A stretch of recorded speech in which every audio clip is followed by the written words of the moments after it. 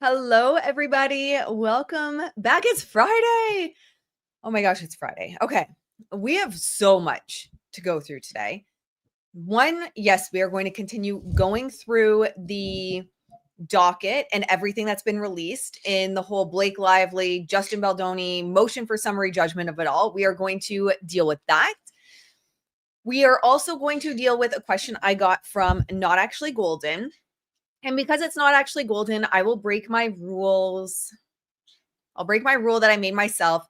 And I will talk about PR for this case because it was a question in regards to, is it docket 949, I believe?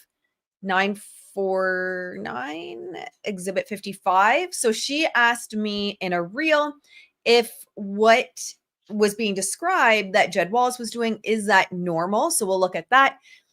And we're just going to have to keep going with the Jeremy Renner thing because Zhou is now making posts in response to my content.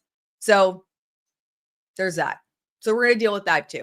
Now, before we go too deep into this, yes, please like the stream and share the stream on whatever platforms and make sure to subscribe.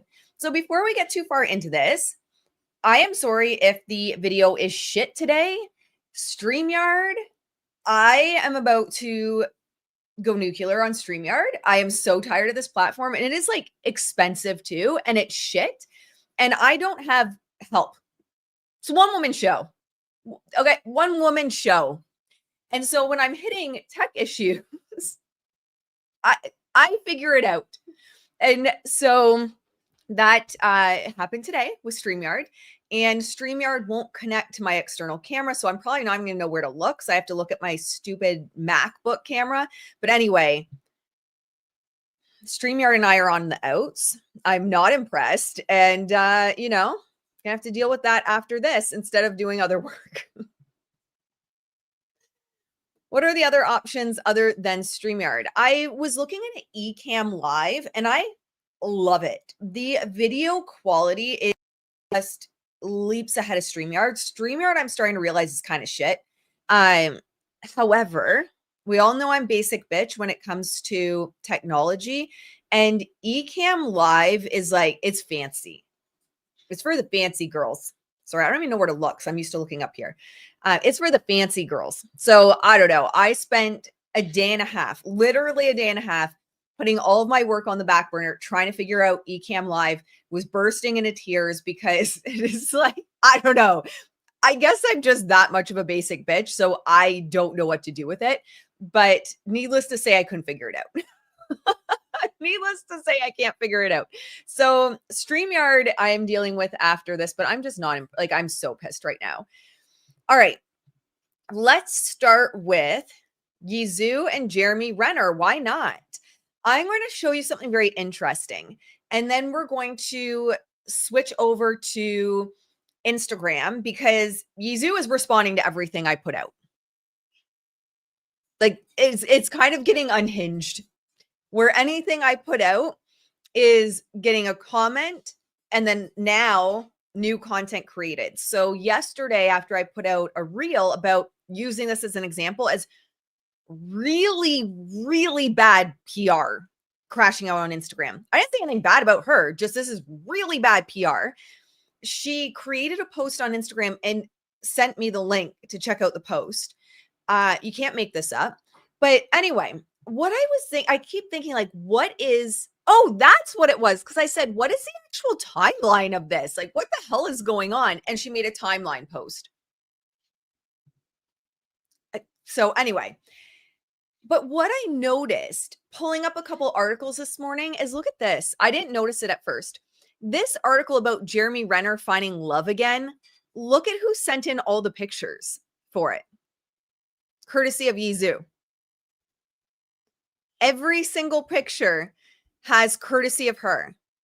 So then I started to wonder, because we all know how the Daily Mail works. And no, I'm not going to start trial because it took me months to get out of paying y'all. So no, I'm not going to start that again. Did she link this? Yeah, it's Ecamm. If you can figure it out, Ecamm Live's my favorite. It's really good. if you can figure it out. It's a little bit more complicated, but again, I'm a basic bitch. So like, it's probably a me problem, to be honest. So all of these images. So I've been wondering, let's flip over to the article. And again, I'm so sorry for video quality today, guys. I am just like, I'm going to have an aneurysm over how this morning's gone. Okay. Jeremy Renner finds love again. Actor 54 seen spending time with filmmaker 37 near Reno home where he was almost killed by snowplow. This was just in October. So my running theory, which I'm sure she will create a post over to deal with, to talk about. My running theory is this. He caught on to all of those secret posts or secret pictures being taken, which are very kind of got like Amber Heard vibes by, like, honestly, how Amber used to record everything in secret, take all these secret pictures. Like, that's Amber Heard vibes. So my running theory is that he caught on to it. Maybe he saw this article with all of these images linked back to her as having been provided to the Daily Mail. Potentially, maybe, turns out she leaked this article about him finding love, because those are her words, that they were in love.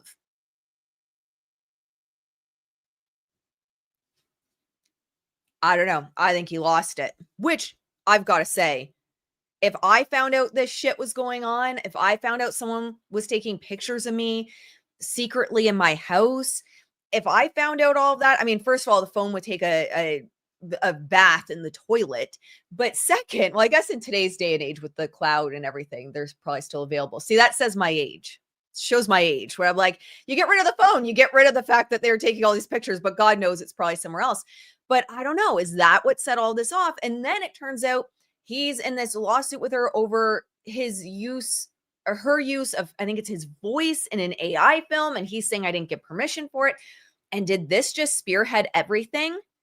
Yeah, stalker vibes. It's crazy. The cloud. Yeah, I'm so old where I'm just like, you get rid of the phone and you're totally cool.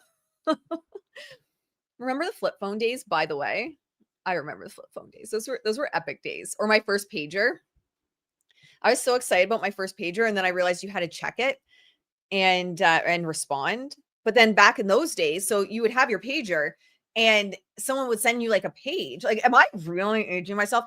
Someone would send you, like, was it called like a page? Is it like a tweet? Someone would send you a message. I don't know, ping you, whatever it was called. But then you had to find a phone to call them. Where are you going to find a phone back then? Like, you have to go like one of the Superman phone booths and call someone. But then you also need a quarter to be able to call them. So, it was precarious times. Those were precarious times. Trying to figure out how to navigate a pager with no phone. Ugh, tell you. Today's going to be unhinged. I also forgot to take my ADHD meds today because I've been dealing with so many fires in the business. So today might be unhinged. Buckle up. We're a good bra for today. A pink blackberry. Oh my gosh. Do you guys remember blackberries too? That is such a good example of a company that had no ability to see where the market was going and just like, Chris, it's so nice to see you. I had a pager. Yeah.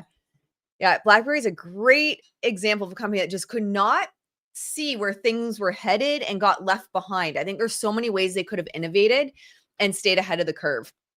All right. So this is, you can't make, we're going to have like a 7-hour live stream today. Get your snackies, get your hot chocolate. I have a full hot chocolate. I mean, we're just in it today. It's going to be a long day. I'll put timestamps at the end. Okay. So yesterday I did a post contrasting PR. Make a video about BlackBerry. That's actually a great idea. I can do that. It's a great idea. You guys, I'm down. Let's do it. 7 hours. We'll do a Emily D. Baker live stream where it's like 10 hours. EDB who? I love you guys. You're my people. You're my lobsters. All right. I did a live yesterday that was talking about bad PR. So for those that are newer here, I have over 15 years of experience in branding, marketing, PR. And I was contrasting how Zhou is approaching this. I've never said that her claims aren't true. I've never said that Jeremy Renner is a saint that was sent down from heaven and wears a halo and angel wings as he goes through the days. I've said none of that. All I said was crashing out on Instagram is not an effective PR approach. Revealing that you were taking pictures of him when he wasn't looking, a la Amber Heard and Johnny Depp, not a good look. It is just not a good look. Posting all these text messages and then later kind of changing the story of like, well, we were in love, but then I realized he wasn't in love with me. So maybe these screenshots were all taken when you thought you were in love with each other, or you thought he was in love with you. Not a good look. Like, don't put this shit on Instagram. And so I was talking about how this is bad PR, which I think it's very hard to ignore actually your own risk. I think it's very hard to argue with me on that, right? Like, can we all agree that this is probably not a good look? Hi, Denise. It's so nice to see you. Hello. It's difficult to believe someone was essay when you then have a consensual relationship. Yeah, this is for everyone. Crashing out on IG, not a good PR approach. I'll send I'll do the Stephanie Jones level bills, $25,000 a month just for that. Just don't crash out on Instagram. So I did this and I talked about how what we're seeing is a movement towards don't say anything. It's Haley actually said this over on Instagram, and I was like, that is a great example. It's the royal family, like never complain, never explain approach, which in recent years, if you've been watching, Taylor Swift does this too. Never explain, never complain. She'll have her team bury stories. She'll have her team deal with shit in terms of the PR, but they never apologize. They never explain. They use other PR tactics. This has become increasingly popular in an age where everything gets twisted, everything gets covered across every social media platform within seconds of you saying it, and often in a world where you can't win. For example, Sydney Sweeney is a hot topic right now. If she came out and apologized for the jeans ad, she'd still get dragged. Like, she can't win. So the only right thing to do is shut up. Don't say anything. Don't apologize, especially if you don't mean it. Just shut up. Taylor is the queen of PR. Her brand is on lockdown. She never complains, never explains. This is insane. This is not a good look for PR. And the problem becomes with this, whoever it is, whether it's because you feel that you were wronged by someone, Yizu originally said on one of my posts that being transparent, it's all about transparency. Whatever the internal reasoning you have right now in today's day and age, this is the worst thing you can do for PR. Take it to the court of law, deal with it in the court of law. If all this happened, if he is the pig she claims he is, take it to the court of law and deal with it in the court of law.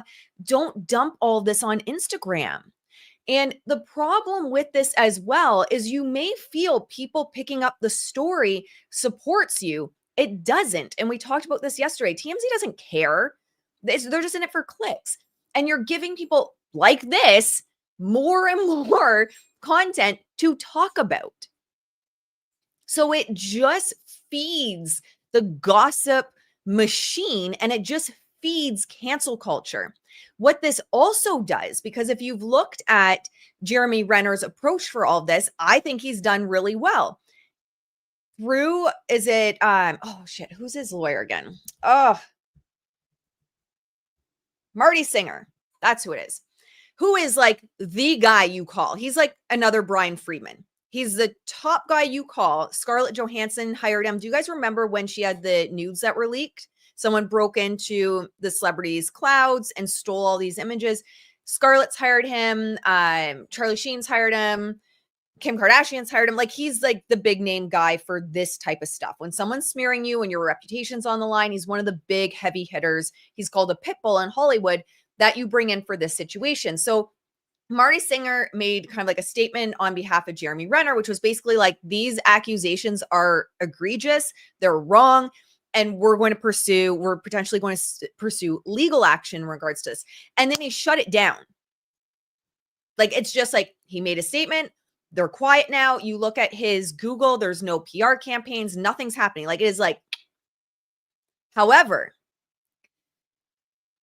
what's happening, and I think the strategy behind the scenes is they're letting her crash out. because she already received a cease and desist, which she is now accusing Marty Singer of censorship and Darvo because she received a cease and desist. Like, if you guys haven't been following this case, this is her Instagram. Like, this is Amber Heard level stuff. It's very clear Jeremy does not realize he's being photographed here. And you don't even have to like the guy to think that this is just, that's wrong. That's not okay.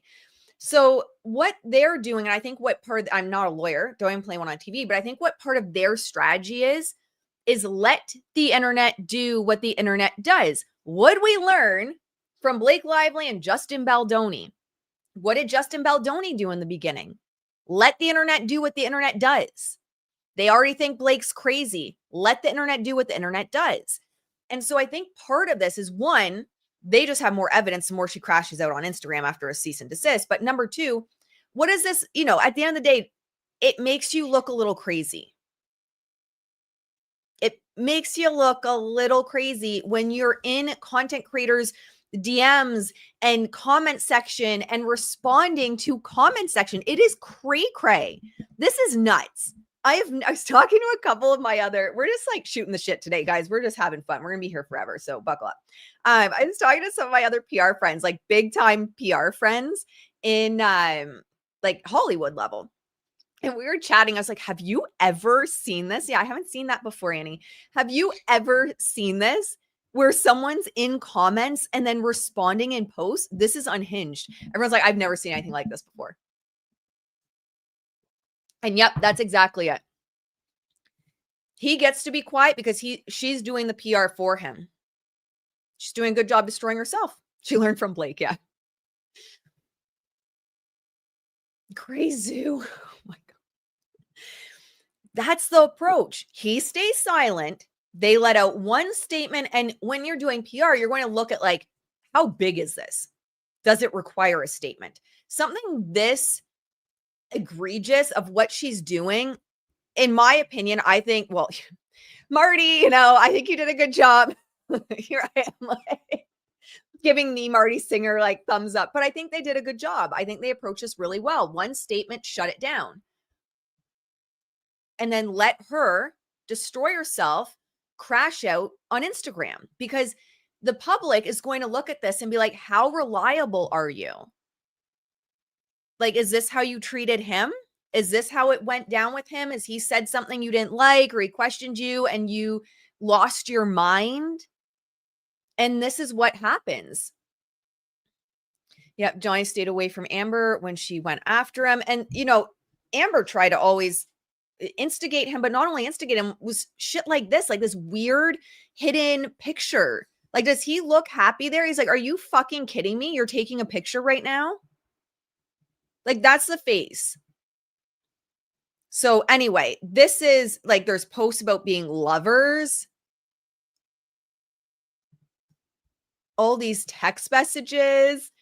Like, he admitted they were involved, but he didn't think it was serious. He's saying now, I genuinely wonder if he got the hell out of Dodge when he started to realize like these weird pictures were being taken around his house. Life and death. Like this is, it's so, and then we're getting the Me Too 2025 hashtags everywhere. She's sharing these, which again, aren't really proof of anything to me. She's saying it's proof that he did agree to the AI. It says, and then she's saying screenshots are real, not AI. But they did do other projects. So is he going back and forth with her for other projects? And it's making it like, again, you're just opening yourself up to so much speculation. This is a mess. So do what Taylor does, write an album.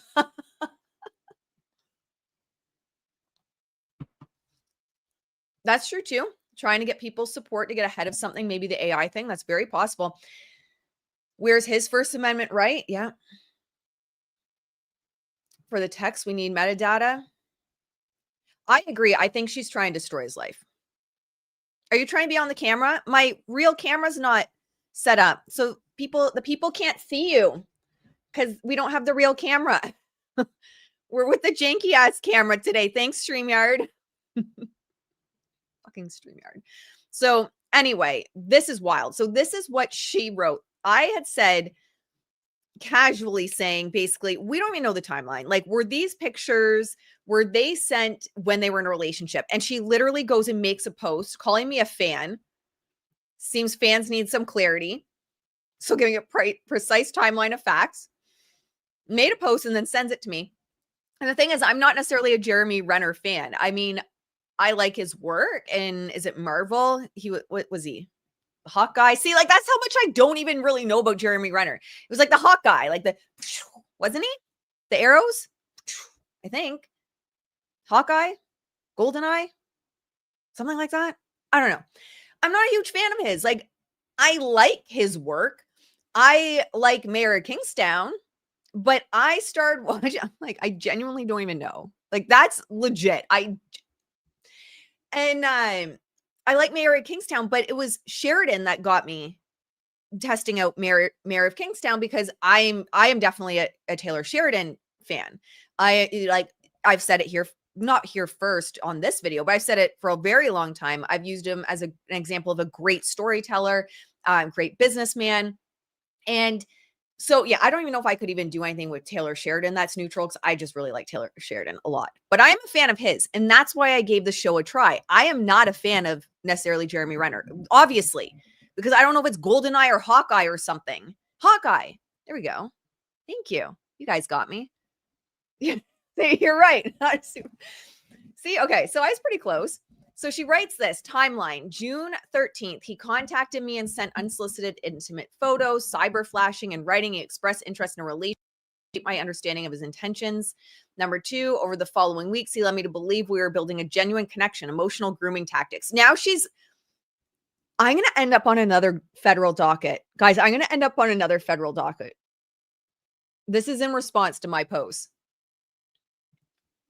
So now in response to my post, she put out a post accusing him of grooming. Ooh, yeah, Ben Affleck in The Town. So now she's accusing him of grooming. July 9th, our first in-person encounter. I asked for more time and gentleness. He refused. So, the lawsuit is going to be incredible. Subsequent encounters during the relationship were consensual. 4, during the relationship, we recorded doc plus animation, voice, and image in 2 sessions. Contracts and consent for marketing materials were exchanged in writing via email and WhatsApp across the following months. Both projects were created under the signed memo and intended to benefit his foundation. 5, August 20th, he had an emotional outburst in his home in Reno that scared me. Did he catch you taking all of these pictures of him? Was he like, WTF are you doing? Your phone is full of pictures, private pictures from around my home. I don't know. I would have an emotional outburst with that, personally. In mid-September, written ICE-related threats. What she called ICE-related threats is a text message she cut off in the middle, so you can't actually see what he says. I'll show you guys right after this for those that are just catching up on this case. 6, October 17th, when the documentary Chronicles of Disney was released, a smear campaign began from set up fan accounts, and there was no effort on his side to stop it. So she's not even accusing him. She's not even accusing him of setting. She's not even like, he set up bot accounts and sock puppet accounts, and because he set up bot and sock puppet accounts, he started a smear campaign. She is not saying he set up a smear campaign. That is not what she's saying. She's just saying he should have defended me. And there's a whole argument for that. I know the Taylor Swift universe, she gets criticized often. And hey, I've even said it. We're like, girl, you got to step in, like, tell them to simmer, tell them to take a seat. There's a lot of controversy. Should they not? I didn't hear about any smear campaign against her. This is literally the first time I've ever heard about this woman. So she's not saying he smeared her. She's saying fans smeared her and he should have stopped them. Yeah, Annie. Even Annie's like, 7, end of October, I spoke up publicly and voicing for women to be respected and sent 5 cease and desist. He then responded with a reversal of blame. A common pattern in Me Too cases. It would be funny if it wasn't so sad for victims, because I mean, this is wild. And denied the existence of signed contracts for the doc and animation Stardust future. I have a hard time. Like, I don't know, maybe Jeremy Renner is an idiot, but I have a hard time believing that he wouldn't think that there'd be any digital trail that he signed something. Like, am I crazy? I just feel like it'd be really hard to believe that he didn't think, if there was an actual contract signed, that it would never come back to bite him if he said that it didn't exist. I don't know. And 8, mid-November, currently I'm ready for an amicable resolution that prioritizes peace, clarity, and forgiveness as the mature approach to conflict. Ooh-wee, ooh-wee, ooh-wee. That's my X-Files music. It's so close, I'm going to get copyright struck. So I'm just that good. This is amicable. This is peace. This is... Okay.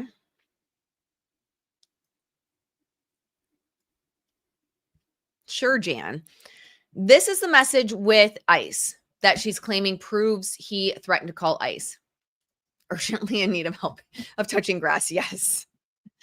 This is the message. It's cut off right in the middle. Immigration will be notified of your, and it's cut off.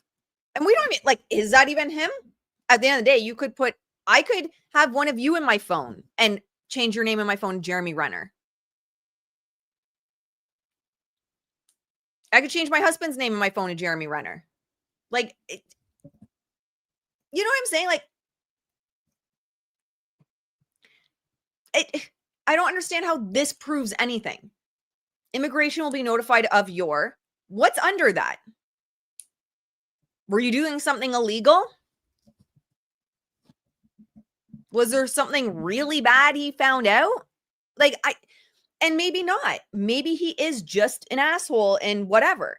But this is the problem with taking this approach to PR and crashing out on the internet, is you think it's proving your case and it just makes you look unhinged. So anyway, for all we know, he caught her doing something illegal and he was like, fine, I'm reporting your ass. That would change the narrative. I feel bad for him too. All right, so there's that. I'm sure she'll make another post about me today, or answering my stuff today. There were accusations with the ex-wife in divorce court. The ex-wife allegedly said that there were issues with them. I don't want to get too much into that because it doesn't really have anything to do with this situation. And if this woman is trying to leverage that in this situation, then I think that's disgusting. But the ex-wife had made claims in divorce court. There was nothing changed in the agreement. It was like, I think she wanted full custody and more money or something like that. I don't know. I haven't looked at that case in a very, very long time. But either way, nothing was changed in divorce court. He remained with the same amount of custody, and they apparently co-parent really well these days and go on vacations together and shit. But there was no proof, no charges ever made against him, no proof given to the courts. It's tricky. It's hard. Like, you know, again, I don't want to go down that rabbit hole too much because I think either way, I don't feel it's relevant to this case. If she, like, someone could say, yeah, well, there's a pattern or whatever. I mean, at the end of the day, I don't know. It's people can make allegations, right? And that's the scary thing. And people can be actual assholes, and the other person cannot have the evidence to prove someone's an actual asshole. And that's why courts exist. And that's why we hope that courts, fuck, it's hot in here.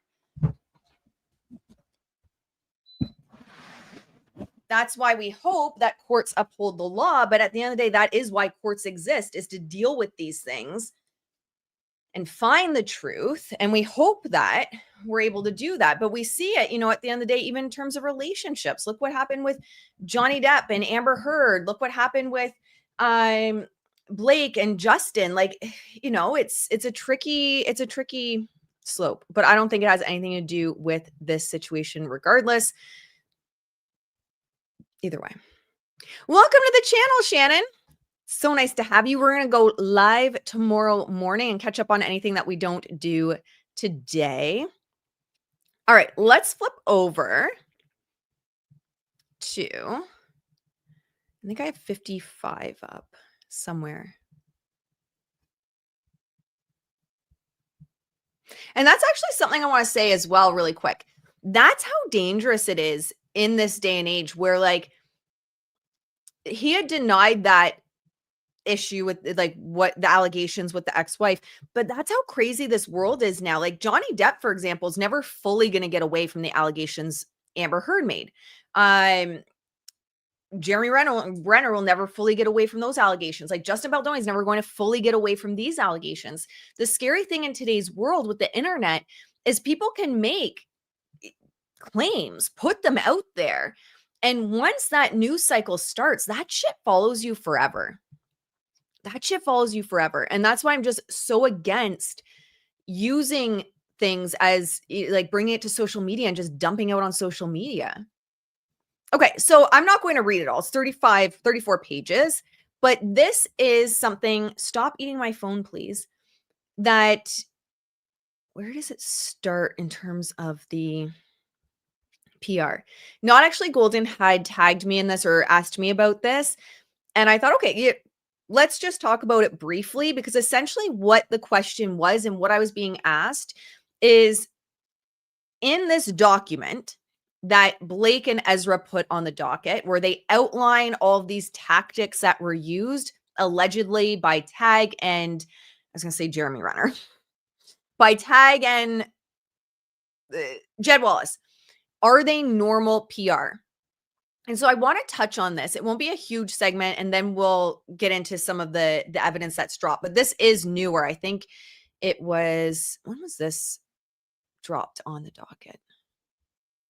November 12th. Letter response in opposition to motion addressed to Judge Louis J. Lyman from Ezra Hudson. So there's a response to motion, and then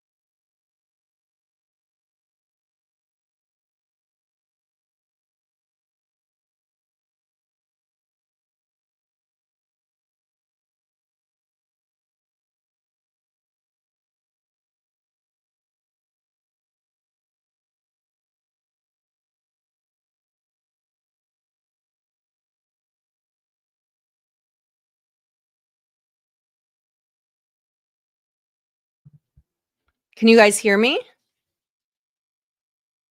Is it working now? No. Oh, now. Yeah. Okay.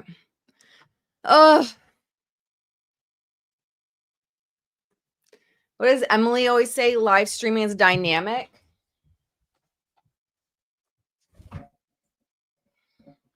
I'm going to have to meditate after this. This morning, I'm so tired of tech. I genuinely don't know what happened, but you need to go.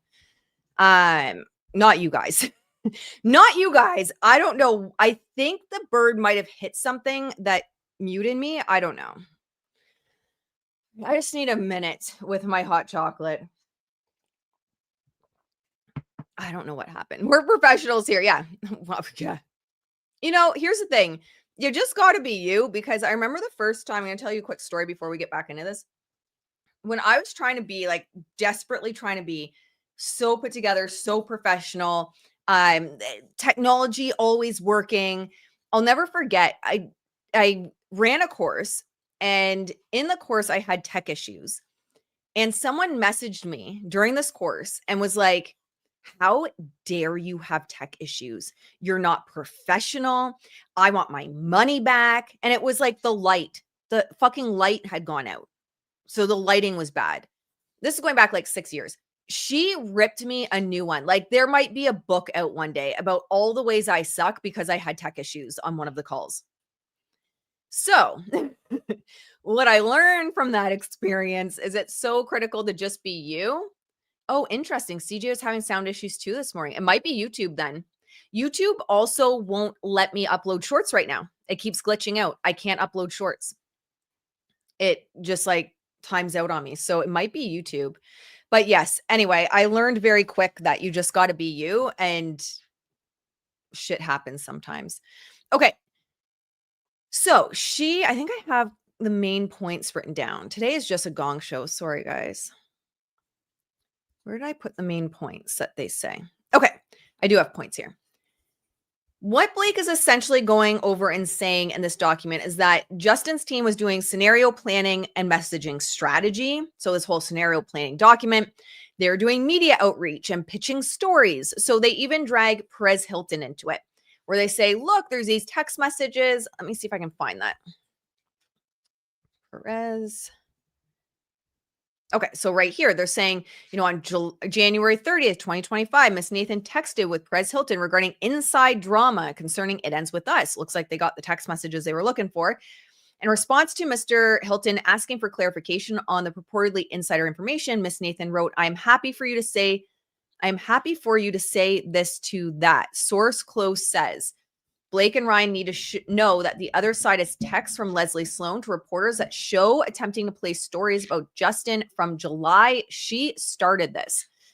And as a member of Miss Nathan's circle of BF Trust, Mr. Hilton has created more than 500 pieces of video content and about the same number of posts of sensational headlines, almost entirely disparaging Miss Lively for reporting SH since August 2024. So it doesn't. Hi, Annie. One, this is totally normal. Reaching out to people like Perez Hilton, Candace Owens, who else did they list? Andy, I think they listed in there as well at one point. Listening to people like that and pitching a story is completely normal PR. This is not outside the realm of what is normal. And I find it horrible and egregious that Blake and Ezra are trying to pretend that it's not legit, that this is something that you only do if you're doing shady ass PR. This is normal. So they talk about media outreach, pitching stories. They also talk about responding and monitoring social media posts. Let's see if I can find, because I want to read a lot of other things, but I don't want to go through this one all the way. On August 6th, 2024, an internal tag group chat with Alex, Brianna, Carolina, and Katie Case. Zoe Kate flagged a comment posted on social media by an individual with the username Aaron something better 190 that read, I think part of it is they didn't want to romanticize Lily and Ryle by having them do a ton of PR together. Miss Case replied that the comments are working excellent. Miss Kate further explained that there are other comments saying he's traveling with family, to which Miss Case responded, that's all of us, LOL. So they go on about flagging articles, flagging TikToks, flagging X posts. Flagging posts is completely normal as well. That is not outside the realm of normal legal PR. And I guess part of Blake's side is like, it's all retaliation. Whatever, Blake. Positive amplification for the client they talk about as well. So they talk about boosting Justin Baldoni's DV-related posts and interviews. Boosting fan videos praising him for his work and what he's done. This is all normal. There's nothing outside the realm of everyday crisis PR. Overall coordination, they talk as well, and she makes it seem, illegal, something really bad and nefarious, because they're hiring specialists like Jed Wallace for social and digital mitigation. That is normal. There is nothing in this that is not normal PR. Now, I'm going to say a couple of things with that. Does it mean that they did not do any black hat SEO? No, it doesn't at the end of the day. I have found, and you guys that have been around for a while know that I have found footprints of Jed Wallace doing, in my opinion, only black hat SEO with his backlinks. And that is one of the cases in particular. He worked for Rebel Wilson against Amanda Ghost. And there were some things in there where I've said in videos in the past, I'm not a fan of how Jed and Melissa are willing to work. And I'll stand by that. And I will continue to stand by that. And I will continue to stand by that while also in the same breath saying, I can't find any proof he did any of that here. I tried. I spent days at my computer doing every hack and trick I can figure out, using software to try and figure out. And I couldn't find his fingerprints that he left on other cases on this one. Again, it does not mean it didn't happen, but that I can't find it. Now, they also say, okay, so they talk about suppression. Suppress negative content regarding Justin Baldoni, and then suppress, where is it here? Let's just read the paragraph. Subject to him without waiving the foregoing objections. Ms. Lively responds that with the knowledge and ratification of each of the Wayfair defense tag amplified or facilitated the amplification of negative content about Ms. Lively and suppress negative content regarding Justin Baldoni. Suppressing negative content about Justin Baldoni is like normal PR again. That was relevant to complaints regarding Mr. Baldoni's conduct on the set. Says multiple individuals were directly or indirectly involved in amplifying, boosting, or suppressing information or facilitating the amplification, boosting, or suppressing of information regarding Miss Lively or Justin Baldoni to influence the online social media narrative regarding them. That's literally just PR. Like that's narrative control. It's PR. Now they go on about apparently they were propounding false narratives about Miss Lively allegedly being problematic on set. I mean, is that false? She sounds really fucking problematic. Are you throwing food at me? My parrot is throwing food at me. Guys, I need a vacation. She seems like she was problematic. It doesn't seem like it was false. Or her being a bully or mean girl. I mean, where's the lie, I guess, is my question. Weaponizing feminism and stealing the movie and or being tone deaf in the marketing or press. Again, creating counter narratives is completely normal. That's normal. So when they talk also about like this link suppression thing, there's a couple of things they could be speaking about. None of them, again, are nefarious. They talk, or when they say that they're suppressing, I think it was an article they talk about, suppressing an article. You can have de-indexing of articles or down-ranking of articles. Don't you dare chew on my mic. So that could be where a PR team reaches out. We've seen it, right? TMZ changes the link, the hyperlink. They change the title. They change something about it. That can happen. Publications can do that on their own. They can do it because of a publicist reaching out. Number two, when they talk about suppressing, say an article comes out about Blake and the next day it's just gone. You can't find it. Flood the Zone can do that. But we also know Blakey Poo loves Flood the Zone. I've called her out multiple times for it on the channel. She loves Flood the Zone. So are you just admitting to the shit you do, Blake? Because you love Flood the Zone. So there's also Flood the Zone where it's technically SEO manipulation, but you're going to flood it. I know people like to think it's organic when you see like 30 platforms covering something within 3 hours of each other. It's not, but that's Flood the Zone, and it suppresses something that you don't want to be seen, as you guys know from watching the channel, on the first page to 2 of Google. And then you can have soft pressure as well, right? Where a publicist or even crisis PR specialist is going to reach out to the journalist and be like, hey, girl, hey, can we adjust this? Can we deprioritize this? And that happens as well. You have to be careful of that. And we talked about this yesterday because you don't want to burn bridges. And that's what we talked about yesterday on the channel. So I don't want to repeat it here. Make sure you watch yesterday's live stream where I say you're not going to do that for every little thing, because then you burn bridges. If you are micromanaging journalists, they're going to be like, screw you. I'm not helping you again. So it usually is something really egregious that a PR person's reaching out and saying, hey, that's a flat out ass lie. you need to change something, or you'll see, and I think TMZ has been caught doing this a few times, the article's just gone. And then a new article pops up with a new URL, new headline, etc. And then TMZ never like actually fixes the record, but you know. So I don't see any of that as being negative. Now, what could happen, I wonder if I have an image. Let me see if I can find an image quick.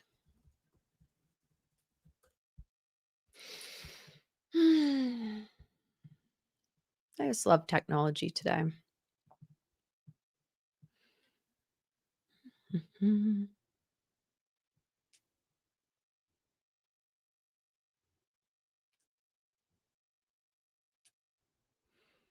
So I'm double check before I share an image to make sure it's actually.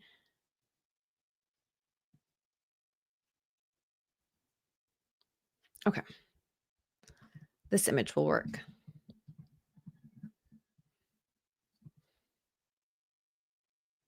Oops. Go to the page.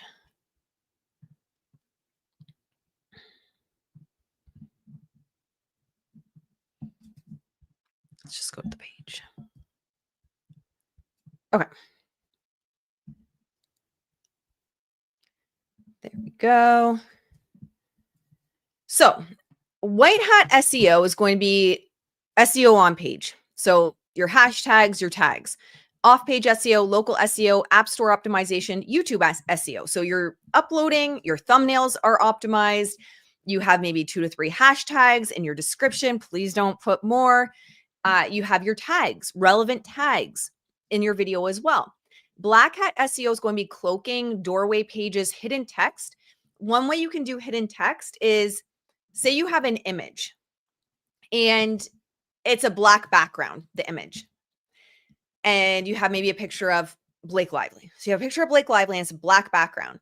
So you and I, when we look at that image, if you have a black background with text on the black background that is black, you don't see the text, right? The little crawlers that crawl websites for SEO do see that text. So those little crawlers are going to see the text and it's going to prioritize it within SEO, but our eyeballs can't see it. So that would be black hat SEO, where you have these like the hidden text, the cloaking, link farms, sneaky redirects. Gray hat is that middle ground. So you have SEO squatting. We also see website squatting. This happened with Jen Wallace. Melissa Nathan, maybe. Yeah. And you guys remember when we covered it in the hello, can you not chew my cords? That's a lot. I don't need more tech issues today. In the Rebel Wilson case. So they were doing crisis PR for Rebel Wilson against Amanda Ghost, and they squatted on Amanda Ghost's websites. Like they took over anything that was like related to her name, including amandaghost.com. So that would be, like that one would probably be moving over to Black Hat, but that's like negative SEO. So putting negative SEO, spun content. So if it's like it's like a thread of truth and you're spinning it, it's like gray zone is essentially what it's saying. Paid links and domain grabbing, which is essentially what, again, that gray hat, what happened with Jed and Melissa and Amanda Ghost. I think, and what my only assumption I can figure out that Blake's trying to say is that we can't prove that black hat SEO happened because they deleted that shit. Like they're hiding it. And because it's black hat and we can't prove it and we don't have the text messages and they deleted it, which is what she's saying, not what I'm saying. Because they deleted it, we can't prove that they did these shady ass things. Because everything she listed on that document at 949, document 55 is normal SEO. It's normal crisis PR. But my assumption is she's trying to say there was like astroturfing going on. There were like these link farms. There were all these things going on that are not allowed. Is it illegal? No, but it's frowned upon. And I genuinely think for Blake Lively, it would be a PR win to prove that Justin Baldoni was astroturfing. I'm not saying he was. I'm saying it would be a PR win for her because then she would run with the headlines. And I don't even think it's a legal win she wants at this point, because you're not going to get a legal win over astroturfing. What I can see from this and where I think she's trying to go is desperately trying to prove there was astroturfing to be like, see, people love me. And he's an asshole who it looked like people hated me, which spurred this online hate campaign, but it wasn't organic. So astroturfing, so this is something I was talking about, not actually Golden with. Astroturfing is when you pretend it's organic, but it's not, right? Like astroturf, like fake ass grass that well, if you look hard enough, it doesn't look real, but from a distance, it looks real. That's astroturfing. You're making a campaign look organic and look real, but it's not. Now, it can be bot farms, but it can also be as simple as, say, you have a PR team of 10 individuals, and that PR team of 10 individuals have 10 sock puppet accounts. So literally from like having a sock puppet on your hand.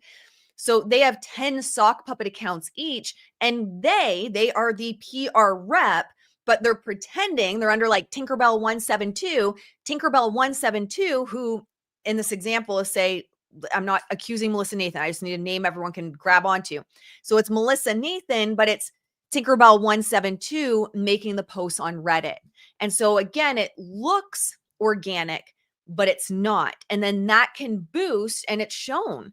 There's actual research, scary research that they didn't get approval for, first of all, on how sock puppet accounts and this kind of activity can drastically change public perception on things.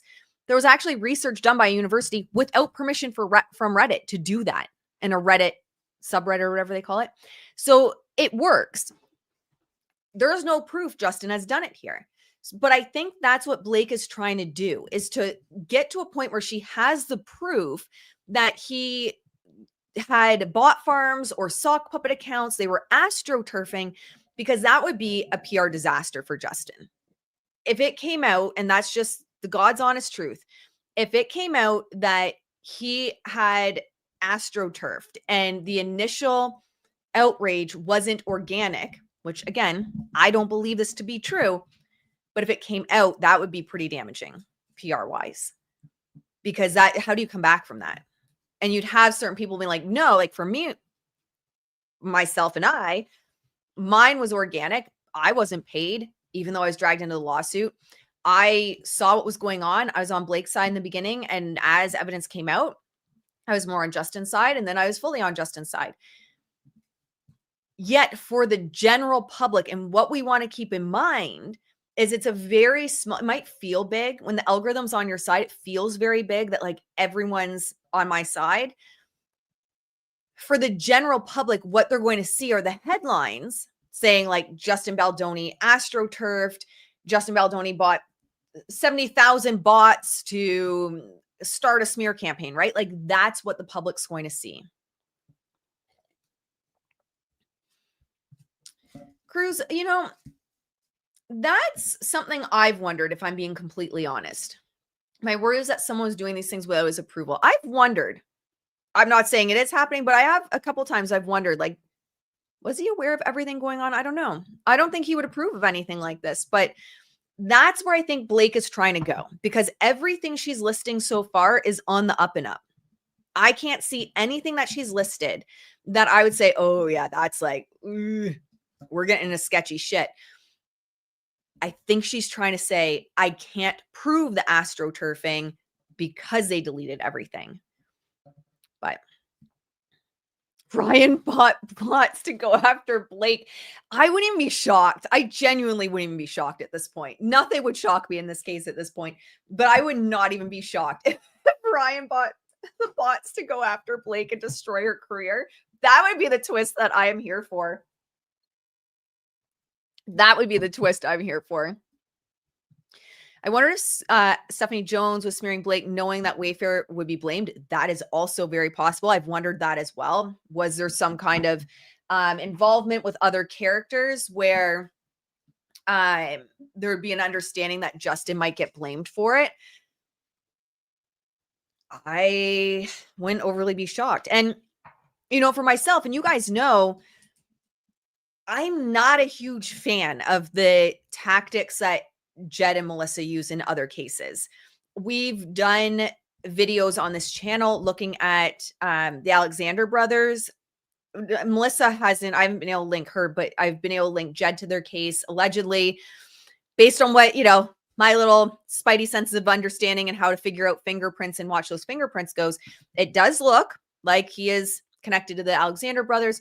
Rebel Wilson, I think there's another one we were following on this channel. I was like, I would never do that. So I'm not a huge fan of tactics they use, but again, it doesn't mean that they were used here. So that's my thoughts on this document. Again, it was just dropped on the 12th by Blake Lively. I don't see anything.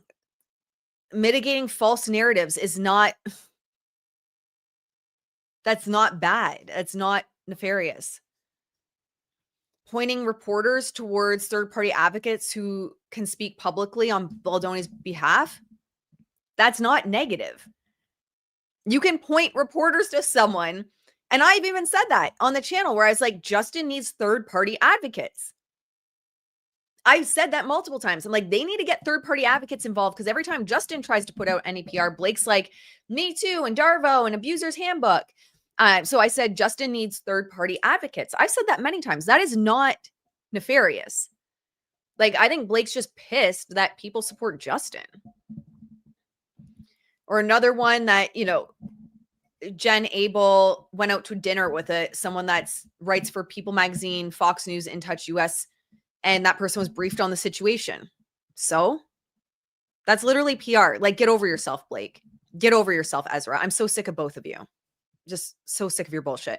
So anyway, those are my thoughts on the PR that Blake had put in docket number 949. At this point, I'm not seeing anything nefarious, but I think that's what her team's trying to say essentially is, yeah, we can't because they deleted it, which I don't think they did. I'm not actually oh shit, that's what I meant to do. I wanted to go over to TikTok before we went to the rest of the stuff. Because I really liked something Little Girl Attorney had to say. And I forgot where I was going. Okay, let's just watch this because I thought it was really cool. And then we'll go over, we'll just keep literally we're just working through the docket. We'll do some more of it together on the members only live tomorrow morning. We'll work our way through some more. All right, here it is. This comment stopped me in my tracks because I've been sitting here all day thinking about why Lively's team acted like they were going to file a motion for summary judgment when none of us lawyers that talk about this case could even conceive of what they might file their motions on. And remembering from this comment, thank you so much, that there were filings that suggested that the parties discussed exchanging of motions for summary judgment, deadlines that should be changed as a result of that, and page limit stipulations to those filings, meaning that behind the scenes, the lawyers were talking to each other about the fact that these giant filings were coming from both sides, and both sides would need to have time over the Thanksgiving holiday to respond to them.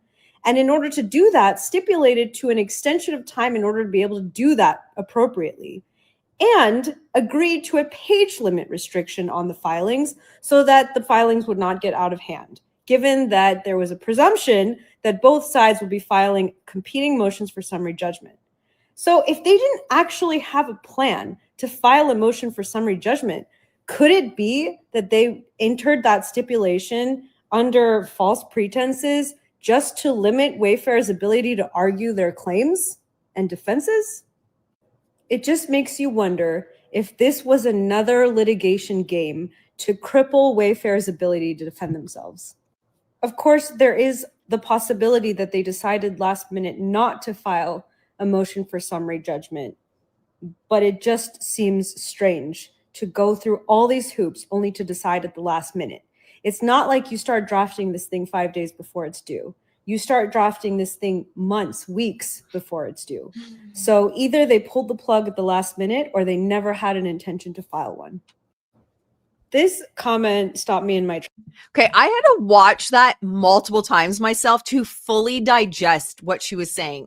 Because the first time I listened to that, I was like, people, this is how my brain works. I still default to people can't be that evil, even though I've been in the PR industry, with Hollywood level people.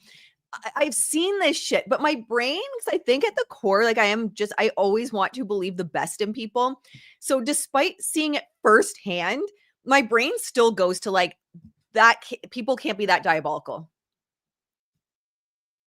Is that not insane?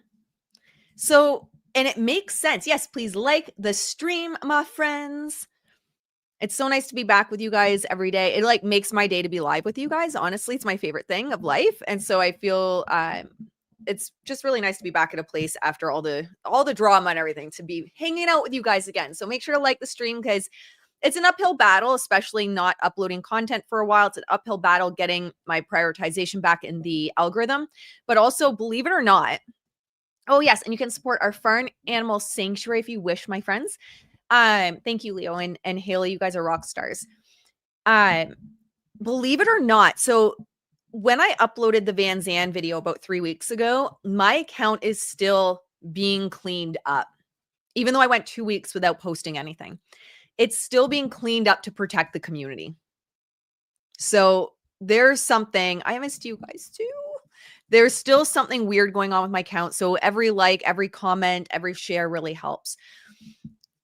But this, so essentially what she's saying is Blake's team called everyone's bluff over this motion for summary judgment to force Wayfair's hand into having page limits and meeting all of these bullshit hoops when they had literally no intention of ever filing a motion for summary judgment. And why does that not surprise me? Ezra Hudson is the same person that and I showed you guys on the channel the emails, when they subpoenaed me, she messaged asking if I would meet with them. And I said, absolutely not. I don't trust that you guys aren't going to twist what I say on a Zoom call. And then she goes off and, blatantly lies to the court about what the situation was and how that subpoena got dropped. So no, it would not surprise me, as having been someone whose name is on this docket and who has been dragged into this. It would not surprise me at all that they pulled this. They're shady, my opinion only. Yes, if anyone needs after this some R&R and just to like breathe, check out the Spotify podcast Radical Happiness Movement, or join us over on Substack. Oh my gosh, Substack for a 30-day gratitude challenge. You just need to sometimes after dealing with all of this. Your toxic positivity is pissing off Ryan Reynolds and Blake Lively. Next, they're going to go for my Radical Happiness Movement over on Substack and try to get it removed. All right, let's watch some videos that were posted over on Instagram, and then we'll go back to breaking down the docket. So these are some videos that were posted on Baldoni Truth Matters. Let me see. And there's a couple over on It Ends With Lawsuit as well. So let's just go through some videos together, and then we'll get back to the reading portion. But you guys can have a break from me talking. In Venmo, we have 1,000. Copy you. Okay, so we are doing the raffle, and in Venmo we have $1,035. In cash we have $725. Woo! And the finale pot total is $1,760. Okay. All right. All right. Woo! Do you want to give it a shuffle? Justin, you want to give it a shuffle? Nice shuffle. We want the PAs. Are we see? Yes, we want the PAs to win. That's what we want to win. And this is the moment of truth that we have all been waiting for. Dion, you might want to come closer. Emily, you might want to come closer. What do we have? Who is it? PAs. PAs! Oh my God, let's see the ticket. And it's from Justin! Okay, so congratulations to all the PAs. And the winners are the PAs. Justin Baldoni are the winners. Yeah! Lovely. Wow. That's hilarious. Thank you so much. I appreciate you. Thank you. All right, Thank you. You're fine. Swallow. So you see, like, she goes to hug him and he almost like pushes her away with the high five. So you're so uncomfortable, but you're hugging him and high-fiving him and joking around. Like, I don't know. Thank you so much.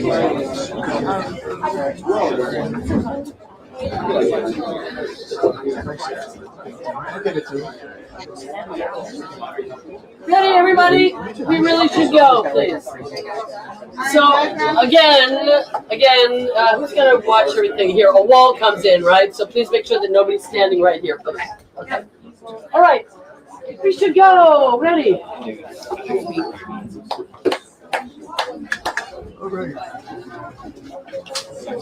right, somebody lock it up. Toothpick, please. Viv, do you have a toothpick? Yeah, right here. Thank you.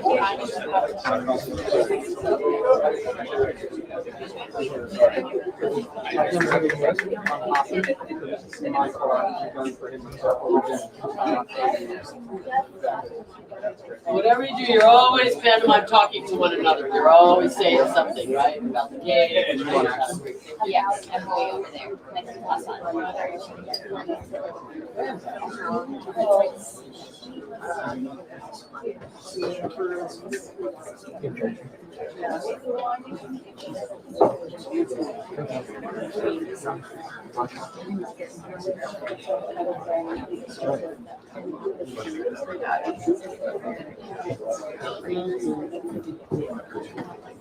All right, we should go.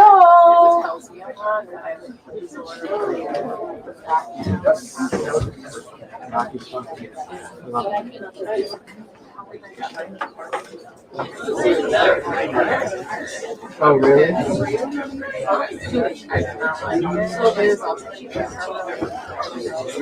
Looks like a great. I mean, yeah, I think this is honestly it. She can't take any form of criticism. Yeah, it's just like enrages her. He's so relaxed. I had to listen to it multiple times to hear where even the word sexy comes up, but he is talking about her outfit. But I agree with you guys. I'm seeing the comments where he pointed out about something in her teeth, asked for a toothpick. It obviously humiliated her. I mean, I think she would be the type. I might be a little embarrassed too. I'd probably like turn red and be a little embarrassed, but you don't create a SH lawsuit and destroy someone's life over it. Like, you get embarrassed. The world moves on. Shit moves on. You don't destroy someone's life over it. You were embarrassed. Okay. Like, just Blake and Ryan. And maybe Ryan is a better actor than we've all given him credit for, honestly, because he has built a brand over being the funny, nice Canadian guy all these years. So maybe Ryan is a lot better of an actor than we've ever thought, because they are, I don't even want to say they're snakes, because I think that is mean towards snakes. And I actually really like snakes, and they're really helpful for the environment, and they're very kind, and they mind their own business. That's not what these people do. This video just fucking took me out. This video over these shoes is what happens when you are so detached from fucking reality that this is the type of conversation you think you have with people on set. Like, she is not in touch with reality. Can I just sit? Can I just sit with the chair right there? It's the closest distance. I know it seems so ridiculous. I don't think it's even that ridiculous. The problem. The reason they're so sexy is because it's just like naked foot, like Cinderella, but there's no bottom. So if your phone is hitting wood, it is. It's actually really cool. And I did it before. Can I just sit with the chair right there? It's the closest distance. I'm surprised she hasn't spun this to be like, I had to sit on the floor. They made me sit on the floor because look at the shoes they made me wear. They just left me on the floor. Are you kidding me right now? First of all, she said so sexy. So to a bunch of male crew, like, none of them give a shit about your shoes, Blake.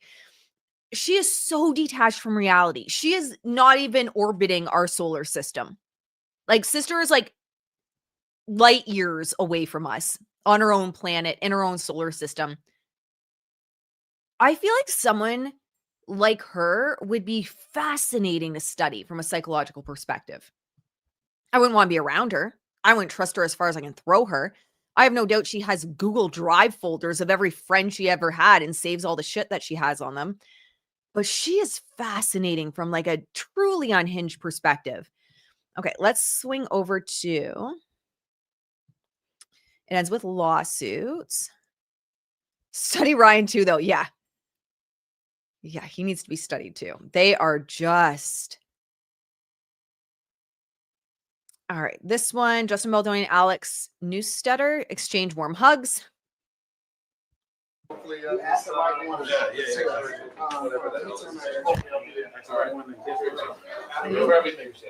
Oh, there you are. Yes, you did. Yeah. Yes. Okay. You're awesome. Oh, bro, you were amazing. Really, this is like, so you understand that full soul. I saw it in the audition, but we're gonna kill the rest of it. And there's windows, there might be some soul. Oh, I think I did. It was in the front. It was a video.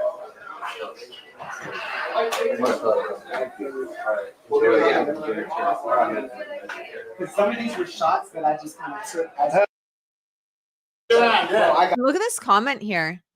I looked it up and he also isn't following Justin Baldoni on Instagram, but he's following Blake and Ryan and Colleen, but Justin is following him. Man, what did Blake have on all the cast, even the ones that didn't work with her? Wow. So I don't know, culture of hugging and gratitude and sage. That's why he deserves to have his life ruined, guys, because there's a culture of hugging, gratitude, and sage. And even if you're around people that hug and you're not a hugger, typically if you tell someone, hey, I'm not a hugger, they're not just going to like steamroll that and hug you anyway.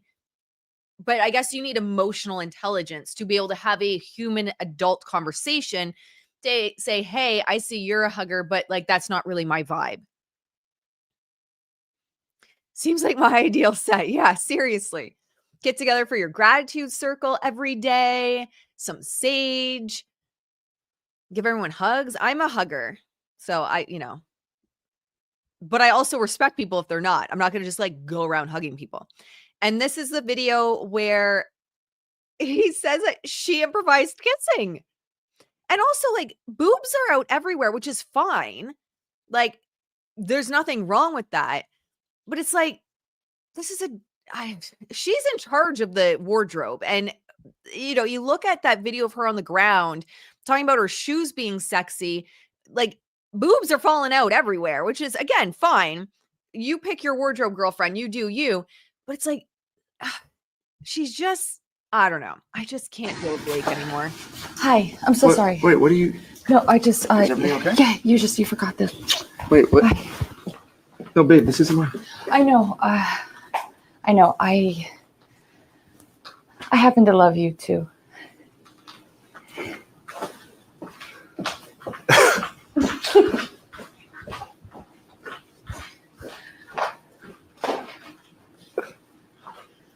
All right, cut.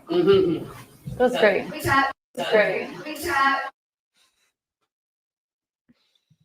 I have to admit, my face when someone drives me crazy or like did something and when I can't say it, I'm just like the same look he did after. He's not impressed. Yeah, she chose to wear such low-cut things on set and then complains, when people and not, and someone's going to twist that and be like, you're victim blaming. It's not where I'm going with that. It's just like the clothes, the way she dressed is just horrific. And then, she wanted to be sexy. She said she wanted to be sexy. She said she wanted the outfits to be sexy. He says that's sexy. And then she's like, SH. You said you wanted to be sexy. You said you wanted the character to be sexy, that you wanted the outfits to be sexy. So be sexy then. If that's what you want to be on set, be sexy. If you want your outfits to be sexy, be sexy. And if you keep using those words, other people are going to assume it's safe and okay to also say those words to describe your outfit when you said you want it to be sexy. It's just wild. But yes, that is the same face I make in these types of situations. All right, let's flip over to the docket. Continue working our way through. Oh my God, there's so much. Okay. We did all of those yesterday. Let's go here. I'm not going through the employee handbook, but let's check out Jamie Heath deposition transcripts. Question. Okay, thank you. Can you describe for me what are your responsibilities as CEO? Oh, no, we already did that one because I couldn't help myself. Okay, this is the unredacted second amended complaint. Oh, there's more Jamie Heath deposition. Question. And when was Wayfair founded to your understanding? Answer. Wayfair Studios. Question. Yes. 2019 is the answer. Question. And if I use the term Wayfair, I'm referring to Wayfair Studios LLC unless I say otherwise. Okay. Answer. You got it. Question. So it was fairly new company. Answer. Yes. Question. Were there any employees when you joined? Answer. Yes. Question. How many? Answer. 1, 2, 3, 4, 5, 6, 7, around 10 people, maybe somewhere in that realm.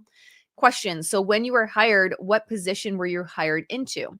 Answer. As I stated, there wasn't a particular position in the creative world. It's just more come and bring your creativity, your observation, your consultation, and kind of like see where that might look like. Question. Well, at some point you became president though, right? Question. How long did you hold that position?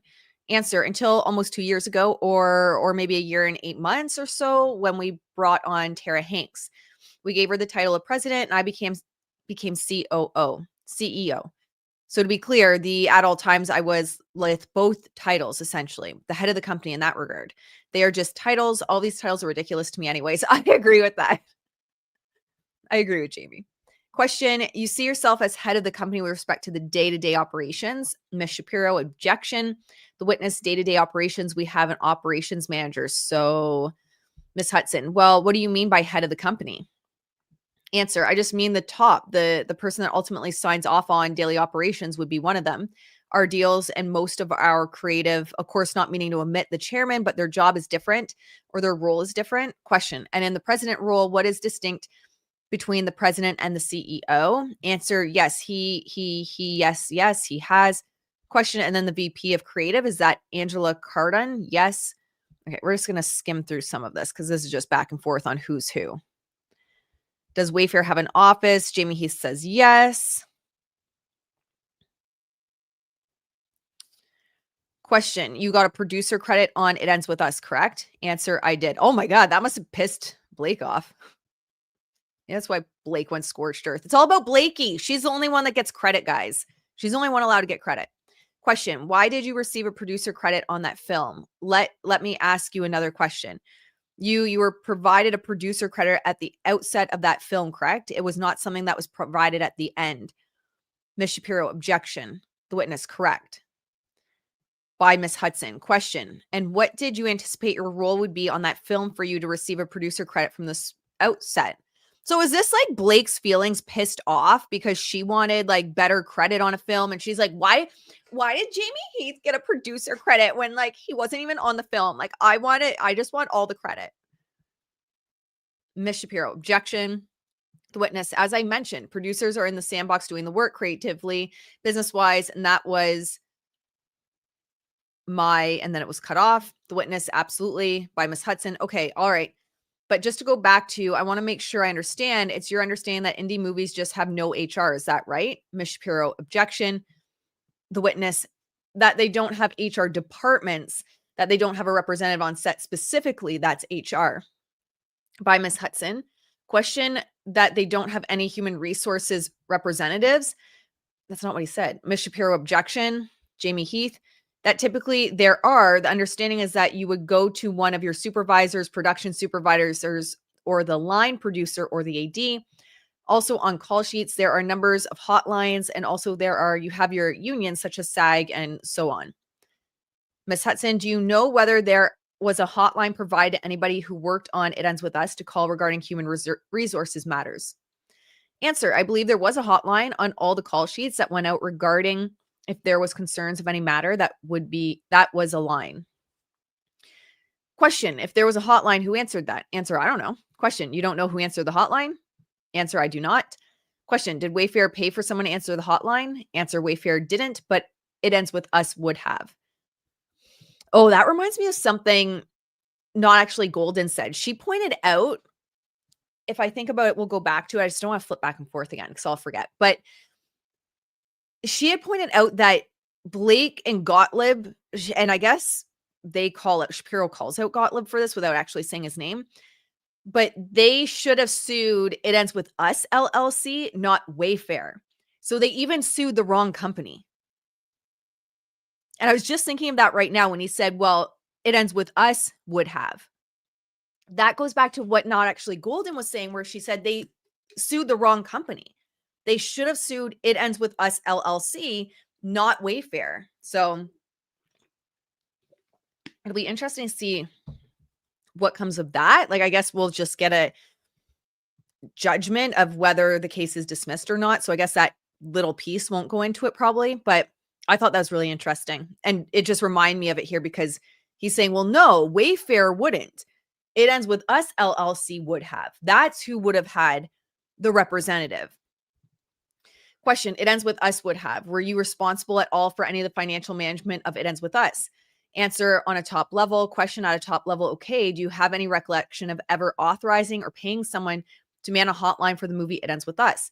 Answer, no, I would not have seen that specifically. Question, you would not, and sitting here today, you don't know if that had actually happened, right? Answer, no, I do not know there was a hotline. Question, there was a hotline. Answer, there was. Question, you produced a movie your lawyers produced a movie in this case. Did you provide the video of a video in which your wife is in a tub with a baby to your lawyers to produce to us in this case? Oh my God. Just get to the point. Did you produce a video about your wife in a tub with a baby? Answer, I did. My ADHD, a question like that, my ADHD would have been out to lunch. I've been planning lunch while she's going in circles with the question. Just stick to the point, lady. Answer, I did. Question, okay, where was that video stored? Answer, you mean at what point? Question, at the point that you took it to give it to your lawyers, where did you get it? Where was it?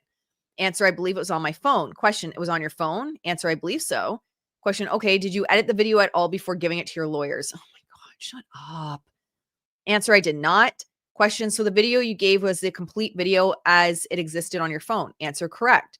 Like, he's not going to show, like, the camera between her legs. Like, what is wrong with these people? I can't, like, I just got. Oh. Blake's had 4 kids, for crying out loud. Like, it should not be so offensive to see a woman sitting with her newborn baby. Question, what in your memory did the video depict? Answer, it's our midwife, my sister, my kids, my wife, myself, our newborn. I believe we were singing or praying. The baby was crying. And then at some point we were whispering a prayer in the baby's ear. Like, how sweet is that? I agree. Ezra is awful. I cannot stand Ezra.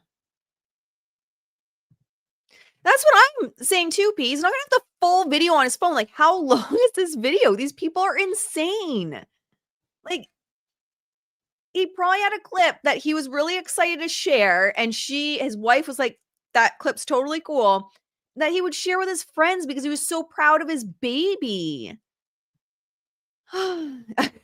Christina says, I cry at birthing and wedding videos like within seconds. I'm a huge softie. Those kinds of things are, yeah, it brings out the softie in me, I'll say. It's just, but Blake stands for women, remember. Blake stands for women, but she's trying to force a woman to turn over her entire birthing video to be released to the internet. Because once it's on the docket, y'all know the internet's going to do internet things and it's going to be everywhere. Blake is such a stand for women. I think his wife, is it Natasha? That she wants Natasha's entire birthing video.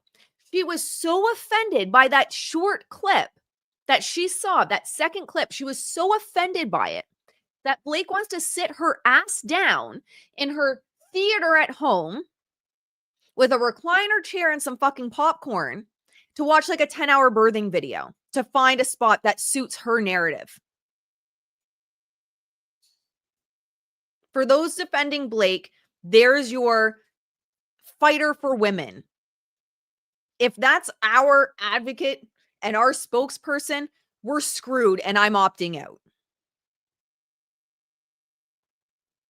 It's so inappropriate, Blake, but you're going to sit your ass down and watch the entire video because you can't have Ezra watch it.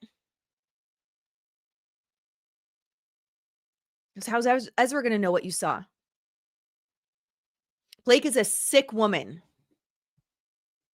I'm sorry. There is nothing in that video, no matter what clip he showed her, that is what she's claiming it is.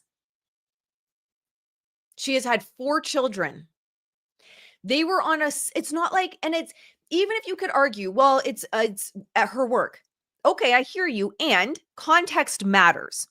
She's not working at Bell Call Center and so-and-so comes over and whips out their phone out of nowhere and starts playing a video of their wife giving birth. In that situation, you might be like, holy shit, what is happening right now? Like, this is wild, man.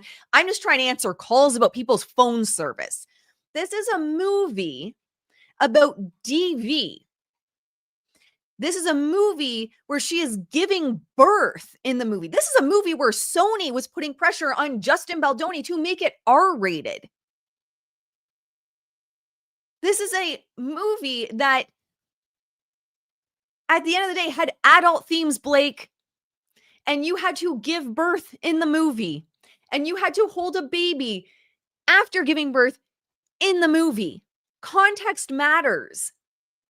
If you're all discussing how the birthing scene should go, it's not egregious to be like, hey, this is kind of what I visualized for it. What do you think? But no, Blake, the worst spokesperson for women, the spokesperson for women that Time 100 crowned as an icon or whatever, legend, she wants a woman's entire birthing video to put it on a court docket so that she can sit there with Blake or with Ryan. Yeah. Actually, saying that originally probably makes more sense, that this is all Ryan and he's going to sit there with Blake and watch the fucking video. That probably actually makes more sense. My unconscious mind knows this situation better than I do. They're going to sit there and watch it together. That is disgusting. I'm sorry. I don't care what clip. He could have shown the baby crowning, which we know he didn't. And I'd still say this is not okay. Which obviously he did not show that.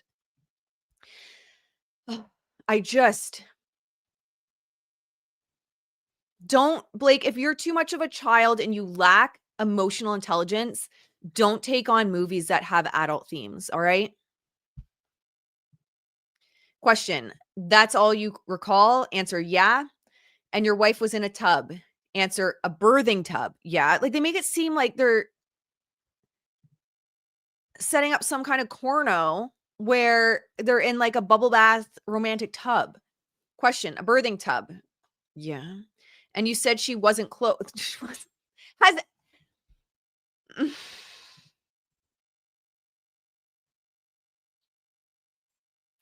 No, she was wearing the new American Eagle great jeans in the birthing tub with her new Louis Vuittons and a blazer. She's in a birthing tub. What do you think she's wearing in a birthing tub? Oh. And you said she wasn't clothed but had a towel over her. Ms. Shapiro, objection. The witness, the towel was more over the baby, I think, because, you know, when the baby came out of the water and you bring it up, then it's wet. So you put a dry towel to cover it. Ms. Hudson says, question, and in the video that you gave to your lawyers to give to us, were you in the video? Answer, I am. And are you nude in that video? Answer, no. Why does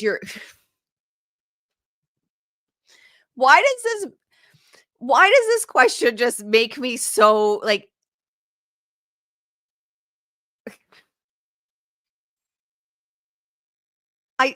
I can't I can't stand Ezra. Question. Where did your wife give birth in a tub? Did your wife give birth in a tub? Someone send Ezra. Oh, please don't. 'Cause it's going to come back to me. Actually told me. Because they send Ezra a video of what a birthing tub is. Like, yes, she did. No, she's just hanging out in the tub after giving birth. What are you talking about? Answer, she did. Question, were you in the tub when she gave birth? Answer, I was. And then it looks cut off. It says nothing. It seemed in context of they were there filming and a lot of conversations happening. And so I did not think about that after that. Question, and there's been some testimony about Mr. Sarwitz being at the set the day of the birthing video. I'm sorry, the day the birth scene was filmed. Answer, yes. Ms. Shapiro, objection. Miss Hudson says, and you recall him being there that day as well, correct? Answer, he was there later that day. Question, I understand, but he was there on the set at some point during that day, correct? Answer, correct. Miss Hudson, I'm going to hand you what you've marked as Exhibit 9. Miss Shapiro, there is already an Exhibit 9. Ezra doesn't know what's going on. She's making millions of dollars, but she doesn't have a clue on what's going on. Miss Aberin, I have Exhibit 9. The witness, do you need this back? Miss Hudson, it's Exhibit 10. The witness, okay. Answer, I don't know that she was in a state of undress. Oh, this must be getting to the makeup removal breastfeeding video. Question, do you have a specific memory of the incident that Miss Carroll, Miss Baker, and Miss Lively described? Answer, I do. Okay, and what is your memory of that incident? Answer, well, this is day 2 of shooting. We had got a text that morning, maybe the night before, but it could have been that morning from Miss Lively that she wanted to meet with me and Ange and Justin and Alex. We tried to have the meeting that morning. It didn't work out. We tried to have it in the afternoon, several attempts, and we were not able to achieve. At the end of shooting, we were at the cemetery. I approached her and said, I know you want to meet today, but it's getting late, and suggested that maybe we do it the next day or something. She had said that she was going back to her makeup trailer. Could we meet her there? And we could have the conversation then. Not the conversation that she wanted to have in the morning, the conversation about whether or not we were going to do it that night or the next day.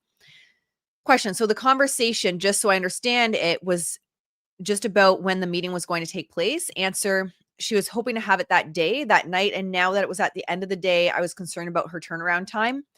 Question. So just to be clear, though, the conversation that you were going to have with Miss Lively or makeup trailer, and your understanding, was about when this meeting was going to take place. Shapiro, objection. The witness, whether we were going to do it that night or the next day. Miss Hudson, question, okay. Answers, the 4 of us, Justin, myself, Ange, and Alex, all went to her makeup trailer. The 4 of us. I knocked, heard some sort of come in or yes, or some indication that led me to believe it was okay to open the door. Question. So the opposite of what the 3 witnesses said. Oh, you could just like picture Ezra with that, like the opposite of what everyone else said. Ugh, Ezra. Hello, Matthew. It's so nice to see you. Thank you so much for the support. Could it be that Blake Lively isn't very bright? That is very possible. That the really bright ones are lawyers who are building multi-generational wealth. You know, that's a good point. And I think all you need for that is a little bit of lack of morals and ethics, and you can just drain someone like her dry. And like you said, it's multi-generational wealth from one case. I wouldn't even be shocked. And I don't think anyone on her team that's making millions off this case would lose sleep over that, honestly. I don't even think they would lose sleep over it. So Ezra is accusing him of having a different memory. Answer, you asked me what? Question, I just want to make sure I understand. They all said she said no. And you heard yes? Is that right? Miss Shapiro, objection. The witness, I don't. Miss Shapiro, will you just let him finish his answer? You asked him to describe his memory of the event, but you keep interrupting him. Miss Hudson, well, I'm asking questions as he is providing the answer. He hasn't even had a chance to provide the answer. Fuck off, Ezra. The witness, would it be okay if I just give you the answer? Poor Jamie. Miss Hudson, go ahead. Answer, is that all right? Ezra, go ahead. Answer, so I then knocked. To be clear, with Justin and Ange and Alex with me at the bottom of her steps, I knocked on the door, heard some indication to come in. As I took a step up, I saw that she was leaned back. She looked what I thought was either maybe breastfeeding or nursing. I said to her, oh, it looks like you're busy. I can come back. As I turned around, she says, no, that's okay. You can come in, just look away. And I said, sure. Now, the one thing I want to say is even if She had said no. Like these other witnesses say that Ezra's keep hammering on about. Even if there was a misunderstanding, they had said no, but he heard, muffled something, thought it was okay to walk in. She could have just said, perfect, come back later. Again, emotional intelligence is clearly lacking here. Jamie continues, now I never saw the front of her. I just saw this, which appeared to be a familiar position of her feeding or nursing or pumping. So then I walked over to the side, looked away. We had a 2-minute conversation, could have been 3 minutes, but whether or not we were going to have the meeting that night or the next day, I was trying to negotiate with her. Could we do it tomorrow? Because I was worried about the turnaround time and we would lose money, which is an implication. We would lose hours in the next day, which is an implication of money. Yeah, that's business. You can't keep holding shit up for Blake, who turns out even dictated where this movie was shot. They changed where they were shooting this for Blake. Yeah, or stop, get out. Like anyone there, if there were all these witnesses, anyone there could have been like, oh, no, we said no. So what makes more sense? That he is the one telling the truth, that they did say come in, and Blakey and her buddies in the trailer are the ones lying through their teeth. Or he misunderstood and they just let it continue. If he misunderstood, they could have said, oh, no, stop, get out. So what? They just let it continue? No, I don't believe for a second that they actually said no. I don't believe it. Because if they did say no, if they had made an indication that he could not walk in, someone there would have said, no, she said no.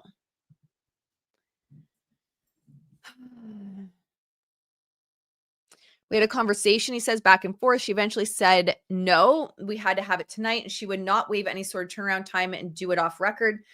So I then left, walked down the stairs out of the makeup trailer where Ange, Justin, and Alex were, reported to them she wants to do it tonight. I tried to convince her to do it tomorrow, but she wants to do it tonight. She dictated everything. And you're going to say Justin had control on the set? Blake, girl. Jamie continues. She walked out 4 or 5 minutes later, greeted us, said hello. We went into her then trailer and we had a discussion about what she wanted to meet with us. Question, and when she came to the trailer for the meeting, did she say anything about what had just occurred in her makeup trailer? Answer, she did not. This is on day 2. This is May.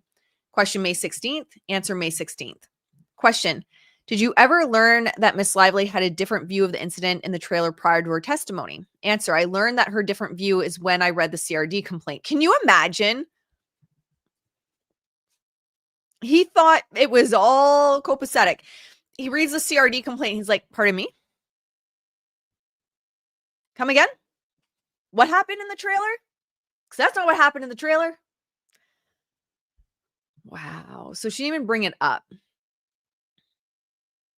She didn't even. And clearly she had the power on set. She's changing the location. She's taking over every fucking department. So you can't come here and say she was too nervous to bring it up. She wasn't nervous to bring anything else up.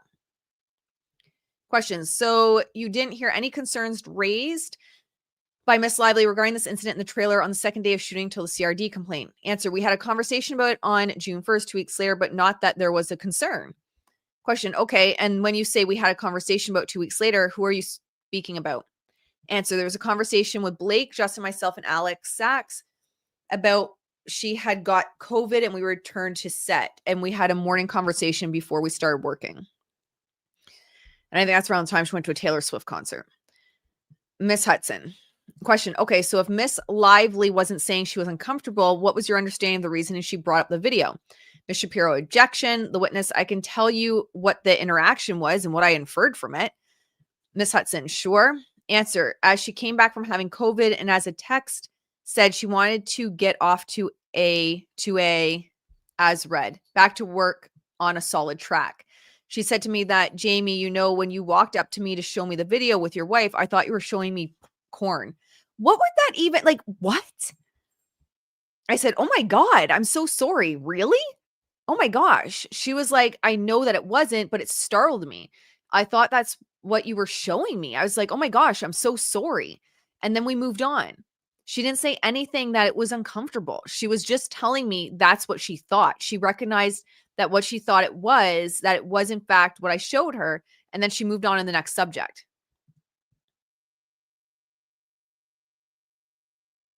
So he apologized profusely. She was the one that misinterpreted the situation. It sounds like they had a bit of like a laugh after it afterwards. Like, oh my gosh, like that's obviously not what happened. They moved on and then she weaponizes it against him. And it looks like something's cut off and it says, this is what Miss Lively said. So you're disputing Miss Sack's memory. Miss Shapiro objection, but that doesn't seem to match up. So I'm not sure what the question was there. Miss Shapiro objection, the witness. I don't mean to dispute anybody's memory. Okay. I can only tell you what happened. That's not Miss Hudson. Of course she's interrupting him again. Question. Did Miss Lively discuss the trailer incident? Answer. She did bring it up. Yeah. Question. What did she say about it to your memory? Answer. After she said something about it. Oh, isn't this the same thing? Oh no. After she said something about it, as I said, that she thought the video at first was corn, recognized that it wasn't because it was not. She then said, also, you know, when you came into the trailer a couple of weeks, I asked you to look away at some point. You made eye contact with me. And I was like, oh, I didn't even know that. She says, I'm not saying you were trying to cop a look. Oh my God. This woman just assumes everyone's in love with her is what I'm getting from this. Everyone wants to cop a look of Blake Lively. Everyone wants to kiss her. Everyone is obsessed with her. Can you imagine being like that up your own butt, that the world revolves around you to the point that everyone is trying to cop looks? Everyone is trying to kiss you. Everyone is in love with you.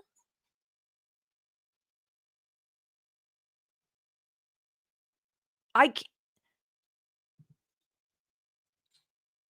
it's like what Justin said, where he said, I don't even know what to say because her and Ryan believe this shit. And I genuinely believe in her head, probably because she's been around yes men and yes women her whole life, being like, you're beautiful. And I think she's pretty. She's had a lot of work. She's pretty. You're beautiful. You're perfect. You're glorious. Everyone loves you. You're a princess. She's had people telling that to her entire life. And it's gone to her head so much. She's so narcissistic that if anyone even looks at her, she thinks they're trying to cop looks.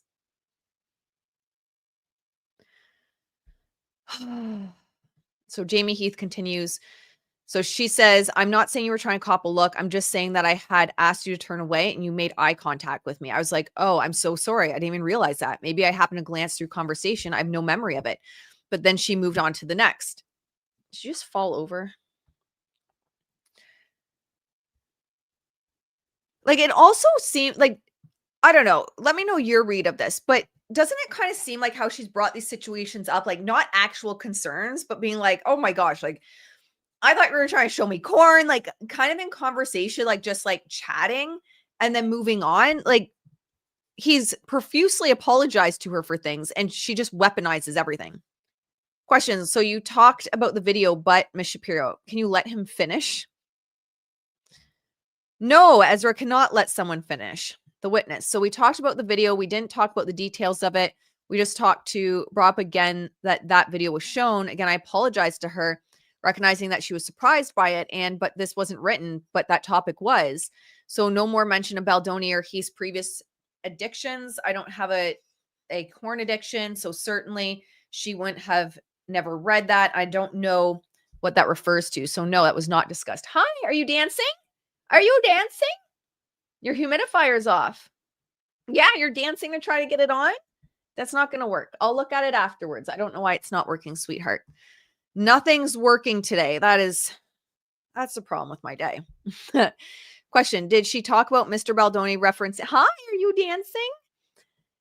My parrot's outside of my eye and she like, when she wants attention, she dances. So she's like this, dancing. Question, did she talk about Mr. Baldoni referencing addiction during this meeting? Answer, I believe she mentioned something about it. Question, okay, did she talk about wanting to neither her nor her employees to hear personal experiences of others people's lives, including as it relates to spouses or others? Question, and you've given me a full scope of your memory about what was discussed in that 5 or 6 hours. Ms. Shapiro, objection. The witness, no, a lot of it was Ryan belittling Justin. Wow. Okay, so they've obviously time jumped in this. We're missing some pages. It went from 284 to 290. So time jumped in this. And I think this is that 5 hour, 6 hour, just like Ryan losing it on Justin. So Jamie, he says, no, a lot of it was just Ryan belittling Justin. Ryan's a psychopath. My opinion. By Miss Hudson. Question, for 5 or 6 hours? Answer, a lot of it was. Can you imagine someone spending 5 to 6 hours belittling you? I would have probably punched him in the face and walked out after 10 minutes. But, you know, good on Justin for being able to take it, I guess. I don't know. Like, how do you... I would have left too. I'm like, peace. Wow. So a lot of it was, out of 5 to 6 hours, it was Ryan belittling Justin. Question, and when you say belittling, what do you mean by that? Answer, when she first started reading a couple of her things and Justin was hearing this, taking this in and trying to make sense of it, he was frozen by hearing this stuff. No kidding. And instead of, well, let me not say instead of, and his reaction was that he was being a coward. That what you do when a woman says this to you and points out these things, you just stand up and you just apologize and apologize. And Justin was just like, I didn't do this. And then he raised his voice and used some language and insinuated that he was not a good guy. So Ryan raised his voice and was using language and going after Justin, saying he's not a good guy. That question that Mr. Baldoni was not a good guy. And then it jumps again to page 338. But I think that's pretty self-explanatory. Ryan was accusing him of that. Question, did you discuss with Mr. Baldoni hiring Jed Wallace? Answer, I don't recall. I don't remember. Question, did you discuss with anyone else at Wayfair that Mr. Wallace was being hired to do so? I may have. Question, did you discuss it with Mr. Sarwitz? Answer, I don't have a particular memory of it, but I may have. I don't know. Question, did you receive an email outlining the work that Mr. Wallace would be doing for Wayfair? Mr. Glover, objection form. The witness, I believe there was an email that came in that I only know about more recently, but I never looked at it. Ms. Hudson, you didn't look at it? Answer, I did not. Question, did it come to you? Answer, I believe my email was on it. Yes. Question, you believe it did come to you? Answer, I believe so. Question, but you're saying, answer, only because I've learned more recently. Question, by whom? Answer, by the production supervisor, I believe Alex Sachs. Question, Alex Sachs told you that employee complaints should be brought to the line AD and production supervisor. Answer, I don't know specifically.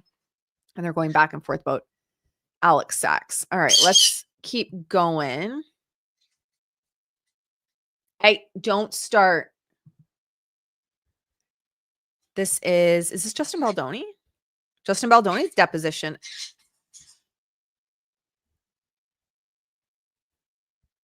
And understand, so this is a question, understand why they've been promised ghost equity or some sort of promise of equity. Stop in Wayfair. Answer, I believe so. Oh, we don't need it. I don't care about equity stuff. It's talking about like how it came up.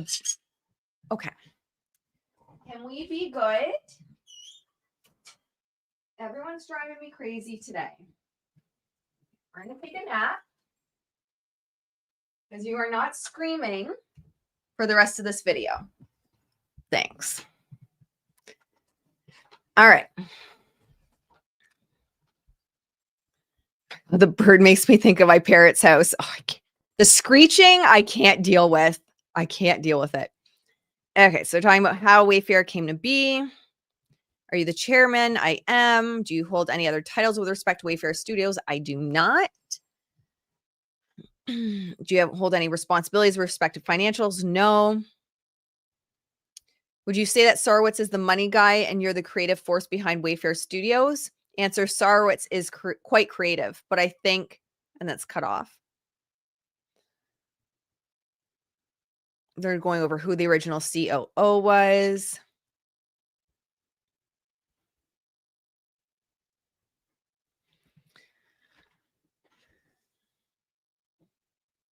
Just trying to find something that's not just going through everything. Okay, there's Dan Saladino. Who is Dan Saladino? The clearly horrible personal trainer that worked with Justin and Blake. That's who he is. Answer, he's a personal trainer. Question, is he Miss Lively's personal trainer? Answer, I would assume so. Question, and what about your text messages with him did you believe at the time would help you demonstrate the truth of what happened? Answer, the communication between him and myself that showed that he was also working with me. Question, how many screenshots do you recall sending to Mitz? Answer, I wish I could tell you. I don't know. Question, more than 2? Answer, yeah. More than 5? Probably. Question, more than 10? Answer, that was a very hard time. I'll say yes. So there's an exhibit 18. Question, is this the idea from your partner, Steve Sarwitz, about flipping the narrative that you were just discussing flipping the narrative about? Answer, can I have a second to read it, please? Question, of course. Answer, okay. Question, so is this the substance of the idea that you were just talking about that came from your partner, Steve Sarwitz, about flipping the script? Answer, yes. And that included flipping the script from Ryan saying the script was a disaster and he saved the movie to something about Ryan claiming the female hired was a feminist writer, didn't know how to tackle a female film, etc. Did you see that? Answer, yes. Question, this idea that this was a female writer and a female film and that was Ryan Reynolds was saying essentially misogynistic. Did that come from Steve Sarwitz? Shapiro, objection. The witness, I think I said here that my partner Steve has asked about this, so I was passing that along. Question, so like what is Ryan even doing? Like Ryan is inserting himself in shit. Like, why is Ryan even involved? He did not work on this movie. Oh. So this idea, something about Ryan claiming the female hired was a feminist writer, didn't know how to tackle a female film, etc., came from Steve. And so that was what was passed on to me. Question, did you use any judgment about whether or not that was a good idea before you passed it along? Ms. Shapiro, objection. The witness, I think it's implied in him saying the script was a disaster, so I just passed it along. I didn't disagree with him. Question, you didn't disagree with Mr. Sarwitz's idea? Is that what you mean? Answer, I didn't disagree with what Mr. Sarwitz was saying in terms of what Ryan was inferring when he called the script a disaster. Question, meaning that Ryan was essentially acting. It jumps quite a bit. So here we go. Think she represented The Rock. And she had said on that call that Mr. Reynolds had like terrorized The Rock or something to that extent. No. Did Ryan Reynolds terrorize The Rock? What? Something about a letter. I don't remember the details. I thought they had, oh yeah, they did have a run-in together. But terrorize, that's a bold word. Something about a letter. I don't remember the details, but something about like he had written a letter and it was like they wouldn't do press together. I don't know. It was a lot of gossip, but that's why I remember laughing because I was just like, oh. Question, do you feel supported by her on that call? Answer, yeah. As I said earlier, it kind of felt like, oh, don't worry. She's this and that. It will be fine. The movie's going to come out and it will be awesome. And everyone's had a bad experience with her. It was like that kind of call. So are they talking about who did he feel? Is this like Stephanie Jones or something? I don't know. Anyway, so basically everyone has had a bad experience with Blake. It's what Justin was told. Question, and did you feel like she believed what you were relaying to her about your experiences on set? Answer, yes. I don't remember sharing much, but what I did share, I just shared the truth. And she, yeah. Question, what do you remember sharing with her about your experience on set? I specifically remember sharing the situation with our trainer and asking him about what he thought Miss Lively might weigh when we, what he thought Miss Lively might weigh when we shot the scenes where I had to pick her up because of my back. And how then they confronted me the next day and how his trainer evidently then went and told her that I was asking about her weight or something. And then how that became this big thing. And they sat me down. I just remember her kind of not being able to believe that was even a thing. I believe I shared with her that I had made a comment about the way Jenny Slate looked in her wardrobe. And then I used the word sexy. And I think she started responding by joking about how, again, I don't want to, if it's okay, repeat the words that she said, but generalizing the women and their fragility. And then I think I talked about the wardrobe, how hard it was with the wardrobe. Yeah, Blake's wardrobe was horrible.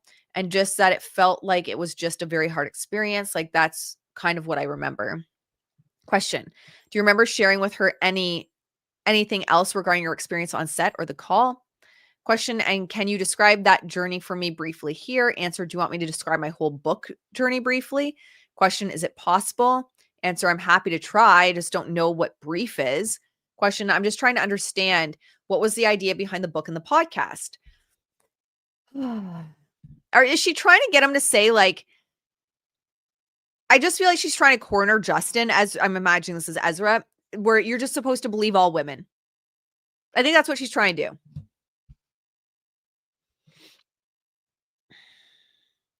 Answer, well, the book was really a self-exploration of looking at all the unconscious messages that I've taken on as a man, but more importantly, as human in my life, all the mistakes I've made. That's always what I've loved about his brand. He's very honest about the mistakes he's made.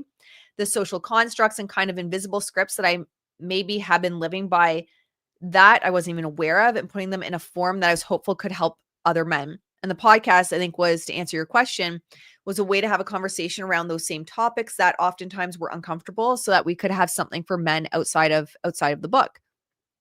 Makes sense? Question, did the book or the podcast deal with notions of toxic masculinity? Was that part of it? Answer, I actually say in the book that I don't like to use the phrase toxic masculinity, so I will answer your question, no. But I think that would be more of a perception based on who is listening. Question, what phrase do you prefer than toxic masculinity, or why do you not like using that phrase? Answer, as I wrote about, I think that the phrase toxic masculinity was inherently divisive. I believe it became political, and a lot of men felt attacked by the use of the term. I agree with that. I actually said that exact same thing on the channel at one point, that kind of verbiage can push people away. And I didn't feel that it made any sense to use a term that would immediately make men defensive, especially because those were the very men that I wanted to reach. And I also don't believe that masculinity is inherently toxic. I never have. I'm very proud to be a man. I've never felt like I needed to apologize for being a man. And I know that was something that was going around a lot with the phrase toxic masculinity. And that said, there was a lot of people that maybe kind of lumped in this idea that because I was doing a podcast and writing a book about masculinity, that I was saying that masculinity was toxic. But generally, those are people that didn't read my book or listen to the podcast. People are going to have their own perception of things, and they're going to project it on you. I just wanted to help men embrace all the parts of them that made them human. And that also means the stuff that sucks and that you never want to look at, and that maybe you've been hiding or you don't realize you're hiding. And it was just about confronting those parts of ourselves and just holding ourselves accountable to try to be better men. Question, what are some? Answer, I'm sorry, that wasn't very brief. Like, he's even apologizing for not being like brief enough. Like, question, it's all right. And you'll forgive me if I'm using the wrong terminology around this stuff, but feel free to use whatever you think are the appropriate words. But you said, answer, a lot. Question. Okay, that's cute. But you said, and he interrupts and says a lot. That's really cute. Question. Yeah, when you said the stuff that sucks that you never wanted to look at, or maybe you've been hiding, or you just don't even realize you've been hiding, can you give me some examples of what that stuff is you're talking about? Answer, sure. I mean, a lot of men deal with shame. A lot of men. I mean, suicide among men is increasing yearly, and many more men take their own lives than women. And there's a belief in, and I don't say this as an expert, this is just from my own research and experience, there's a belief in this specific word that this happens because men don't have a support system, because men have been taught to not share their pain and their trauma because it's oftentimes used against them. Well, look at that. Blake proves that he was right, that when you share your trauma as a man, it is used against you. So he says men don't share because it's used against them and weaponized against them by both men and women. Oof. So an example could be a man that was abused as a child who never spoke to anybody about it. In this case, I'll give you an example of a man that was maybe abused by an older man, but this man identifies as being heterosexual. But because he was abused by an older man, struggles with the abuse itself and being taken advantage of. But also the fact that he was abused by a man, he's also questioning his sexuality or his gender. And also there's a preconceived notion that as a man, you don't want to go to therapy because it makes you less of a man. Like, I agree. Every piece of evidence that comes out makes me respect him more. Agree. I think Wayfair dudes are very self-aware, and that's what some of these a-holes find threatening. 100%. You don't find many people this emotionally aware in today's world. And I see people, because I'm not just saying men, but like this emotionally aware and articulate and understanding our wounds and shadow patterns and all of it. Like you just,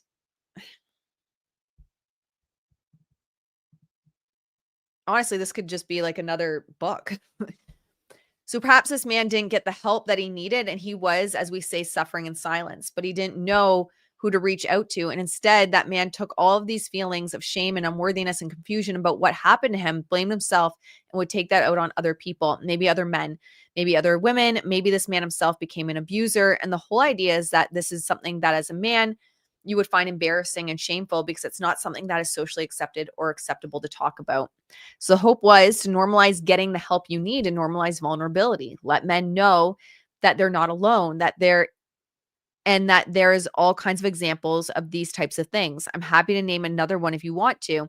And again, this is just a hypothetical man. And many of these men end up eventually taking their own lives. And that breaks my heart, and hurting women in the process, which also breaks my heart. Question: did any of your work on the podcast or in this book around this idea of being man enough have to do with gender norms or gender relations as being men and women? Answer: I mean, I think the entire book was inherently about gender and masculinity specifically. But as I said in the book, I'm not an expert, and the book was more my personal journey and trying to use as many anecdotes and stories that I could find in my life to point men to a direction of maybe being able to look at themselves. I'm sure some of that it was discussed either on the podcast or in the book as just this is a large conversation. And my book was meant to just be a tiny little piece of a personal journey mostly meant for men. But as you know, many women read it and gave it to their men. Question: have you seen reporting around you that identifies you as an ally of women or a feminist ally? Answer: I would say so, yeah. Question: do you believe yourself to be an ally of women? Like, if she's even trying to say that because of his views, he just needs to believe all women, I am going to lose my mind. Because that is literally not what he's saying. That has not been the core message of anything he said. He says you need to listen. It doesn't mean that you have to inherently just kiss the ground of anyone and whatever they say about you. It is not what he's saying. Okay. I had to brace myself and get that out before I read the rest. So do you believe yourself to be an ally of women or a feminist ally? Answer: I certainly have attempted to be. Question: you're aware of the Me Too movement, I'm assuming? Answer: I am. Question: are you aware of the idea that came out of Me Too that one should believe women, both women, when they speak out about misconduct against them? Answer: yes, I'm aware. Question: do you agree with this idea? And then it's cut off. So what they are literally saying, what Blake's lawyers are literally saying is you just got to believe all women. I just can't believe that. Oh my God, there's like 7 million still. Clearly not going to get through all this today. I think Steve Sarowitz is next. We'll keep plugging away tomorrow on the members only in the morning. It'll probably be like 10:30 a.m. Eastern. There's more of his transcripts of Justin Baldoni's Lord. Oh my God. This is insane. Yeah, weaponizing his message is exactly what they're doing. I believe all women have the potential to be liars. Exactly. Did Blake believe all women she attacked? Good question. So this, oh my God, it's 68 pages.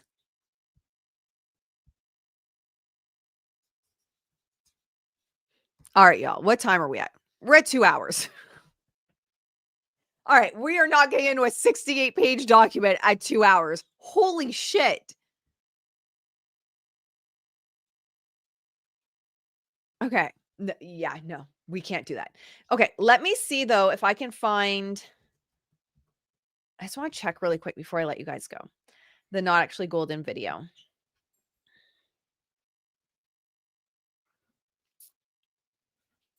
Oh, shoot. Which one is it? I think it's this one. If it's not, that's okay. We'll just watch a Not Actually Golden video. But where she says that they sued the wrong company, I think it's this video. they argue here on this whole like Wayfair and It Ends With Us are different. And again, with the MJOP, the judge could look at, this is number 5, by the way, and hopefully the last. With the MJOP, they've made the argument that, you know, they sued the wrong entity and therefore it has to be dismissed. This again gives the judge the opportunity to go like, well, even if I look at the evidence, does it change my decision? And he can look at this and say, actually, that changes the situation, or now I've seen the evidence and I still don't think it's okay. So they've given him multiple options, but they say something here that I've been wondering about for a long time, which is, you know, their argument as to why they are not the same entity. It Ends With Us movie had its own bank accounts, had its own counsel. It independently hired and fired everybody on the cast and crew. There was a few people who were crossover of Wayfarers, but this is how this industry works. And it is legitimately a separate company. They engaged in what we call corporate formalities. So that kind of bolsters this argument of like, you sued the wrong company. You weren't hired by Wayfair. You were hired by It Ends With Us movie. And now you're suing Wayfair for it. And under employment laws, that's a problem. And then we get into damages. Well, first we do false light. Maybe she goes a little bit more. You knew what I meant. It's a big deal. Part 4. Good God, I hope I can get this thing done in 4. Okay. Then we get to the next argument, which is she has a separate claim for failure to investigate, but it appears that they had something. And then we get to, first of all, can I just tell, hey, TikTok, when you're doing green screen, why can't you put a little color enforceable? They then go on to say that if the actor loan-out agreement is not enforceable, the rider to the actor loan-out agreement can't be enforceable, right? An amendment or an addendum to an unenforceable contract does not exist, right? Which is an argument that I think I've made before, or that somebody has made before. It makes a lot of sense. So it really all depends on that first argument. And then they make an additional argument, and this is, so many of you are so smart and have thought about this and have raised this in comments multiple times about this rider, right? So like if it is a contract, so if you have a rider to an agreement or an addendum to an agreement, you still have to have all the elements of a contract, right? And the elements of a contract under American common law are an offer, acceptance, and consideration. And consideration means every party gets something and every party gives something. Otherwise, it's a gift, right? If you want to have a contract, both parties have to give and both parties have to get. And the argument that they make here is, even if you think that the rider is somehow enforceable because somehow the actor loan-out agreement is enforceable, there's no consideration for the rider because all she gave was, I'll continue acting on the project. And under the offer letter, she had no choice. All of her outs for getting out of acting on the project were in the actor loan-out agreement that never got signed, which isn't enforceable, that she cannot use. I'll probably have to go more in depth about that because it's a really sticky contract argument, but it makes a lot of sense. They then make an even more interesting argument. There's so many contract arguments. It's fascinating. And by the way, I think for a judge, it's a lot less risky to be like, sorry, this contract just doesn't allow for that, than it is to be, just thinking about him and his, judicial judgment, than it is to be like, you weren't sexually harassed. That wasn't that bad, right? Like he's going to think twice about that, as we would hope that a judge would. But saying like, sorry, the contract just doesn't allow for that is a little bit of an easier thing for him to grab onto and has less risk. One of the things they say is, even if we breach the actor loan-out agreement, the actor loan-out agreement, even if it's enforceable, and even if you say that we breached it when these comments or whatever happened in May of 2023, the actor loan-out agreement has another kind of boilerplate clause in it, which is if there is a breach, the party who says there's been a breach, there's a notice and cure period. So a lot of contracts say this. If one of us breaches this agreement, the person who thinks there's been a breach has to give written notice to the other and say, you have breached this contract and you have 30 days to cure it. And if you don't, I'm out, right? That's in like every mortgage you've ever signed, right? Is a notice and cure provision. And it was in the actor loan out. And they're like, okay, so if that's the case, you never gave the notice. And if you did, we cured it anyway, because it is undisputed that the conduct stopped. So even if that actor loan-out agreement is in place, you still have a problem. But this is by far my favorite part of the whole document. This is my favorite. Nerdy, yes, my favorite still. So remember how in the MJOP, they argue that she sued the wrong entity. She sued Wayfarer and not It Ends With Us Movie LLC. She put them in the CRD complaint. And that's where she got the right to sue letter. And so she's now beyond the statute of limitations, and she hasn't done what she needed to do as a condition precedent because she sued the wrong entity. She's going to make a counter argument. We've seen it kind of in correspondence that they cured that. I'm interested in seeing what that looks like. But this comes up again in this argument of the notice and cure, because they're like, look, you know, remember how I've talked about alter ego? I also have a video on alter ego in TikTok Law School. Go watch it if you want to know more about this. I was just at that Dochi concert. Alter ego. Anyway, I must have said that 35 times. So they're talking about how even if you gave notice, giving it to Wayfair is not sufficient of giving it to It Ends With Us LLC because they're two totally different companies. And they take this huge dig at Gottlieb without saying his name, because they say, let's just assume for the sake of argument that the cease and desist letter that was sent right before you filed in December of 2024 was your notice of breach. You sent it to the wrong entity. You didn't send it to It Ends With Us LLC. You sent it to Wayfair, which was wrong. And you filed your case 4 days later, which isn't 30 days. So even if you try to rely on that, you fuck that up. All right, fifth video, and I swear that's going to be it. All right. So no, actually Golden has like 5 or 6 videos breaking this down. So make sure to go over and support her. She's wonderful. Aunt Claire, I agree. Until those like Taylor Lorenz and others are gone, I want nothing to do with. I'm now not believing most of any cases anymore. And that in itself makes me beyond furious. I'm with you on that. It's sad. And it's because of people like Blake that we genuinely are at a place where it's hard to believe anyone these days. So make sure to go support her. She has some great videos over on TikTok. We're at 2 hours and 15 minutes. So we're going to cut it there for today. We will keep plugging away, guys. We'll keep plugging away. We'll keep going. Hopefully I can get Streamyard working so we can get my actual camera working again. You know, I think today I just need to go touch some grass, take a walk. But actually, with that said, if you need to like decompress after this, make sure to head over to Substack. I'll drop the link here.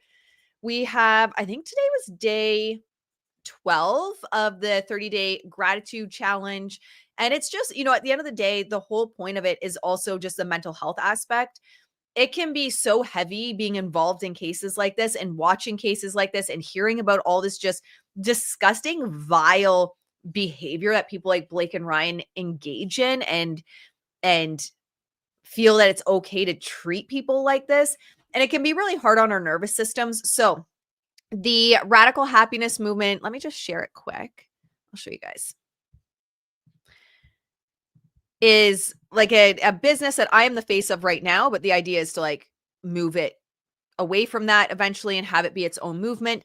But today you guys have gratitude challenge day 12. So it's reflective journaling. And I give you guys one of my journal prompts that has completely changed my life. Like I use it at the end of every single day. So you have that in there for your reflective journaling today. But we talk about all kinds of stuff, nervous system related. My first career was in psychology. So this is it's a passion of mine, but we talk about vagal nerve toning as well to help you with like brain fog, gut issues, depression, chronic fatigue, etc. So this is kind of just like a sample of what's over there. Everyone for free, you get the radical happiness challenge, or sorry, the 30 days of gratitude. And then on the paid tier, you get extra content weekly, as well as a podcast. So a private podcast with activities, sounds like with vagal nerve toning, somatic experiencing, positive psychology, but just like tools that you can implement easily in under 10 minutes a day. So the breathing exercises, aren't they so good? I love the breathing exercises. So come over, hang with us over on Substack. It's primarily audio or written, and it was very intentional moving everything, the Radical Happiness movement, over to Substack, because especially if we are on YouTube a lot and we're watching videos on YouTube, it just allows us to like be a little bit more present, to release some of like the overstimulation and the overload on our senses, and we can just be present. You can read the articles in a little nook in your house while you're relaxing. So it was like intentionally put over on Substack for that vibe. Welcome, Allie. It's so nice to have you as a member. We are going to go live tomorrow. The group's so much, we just have a blast.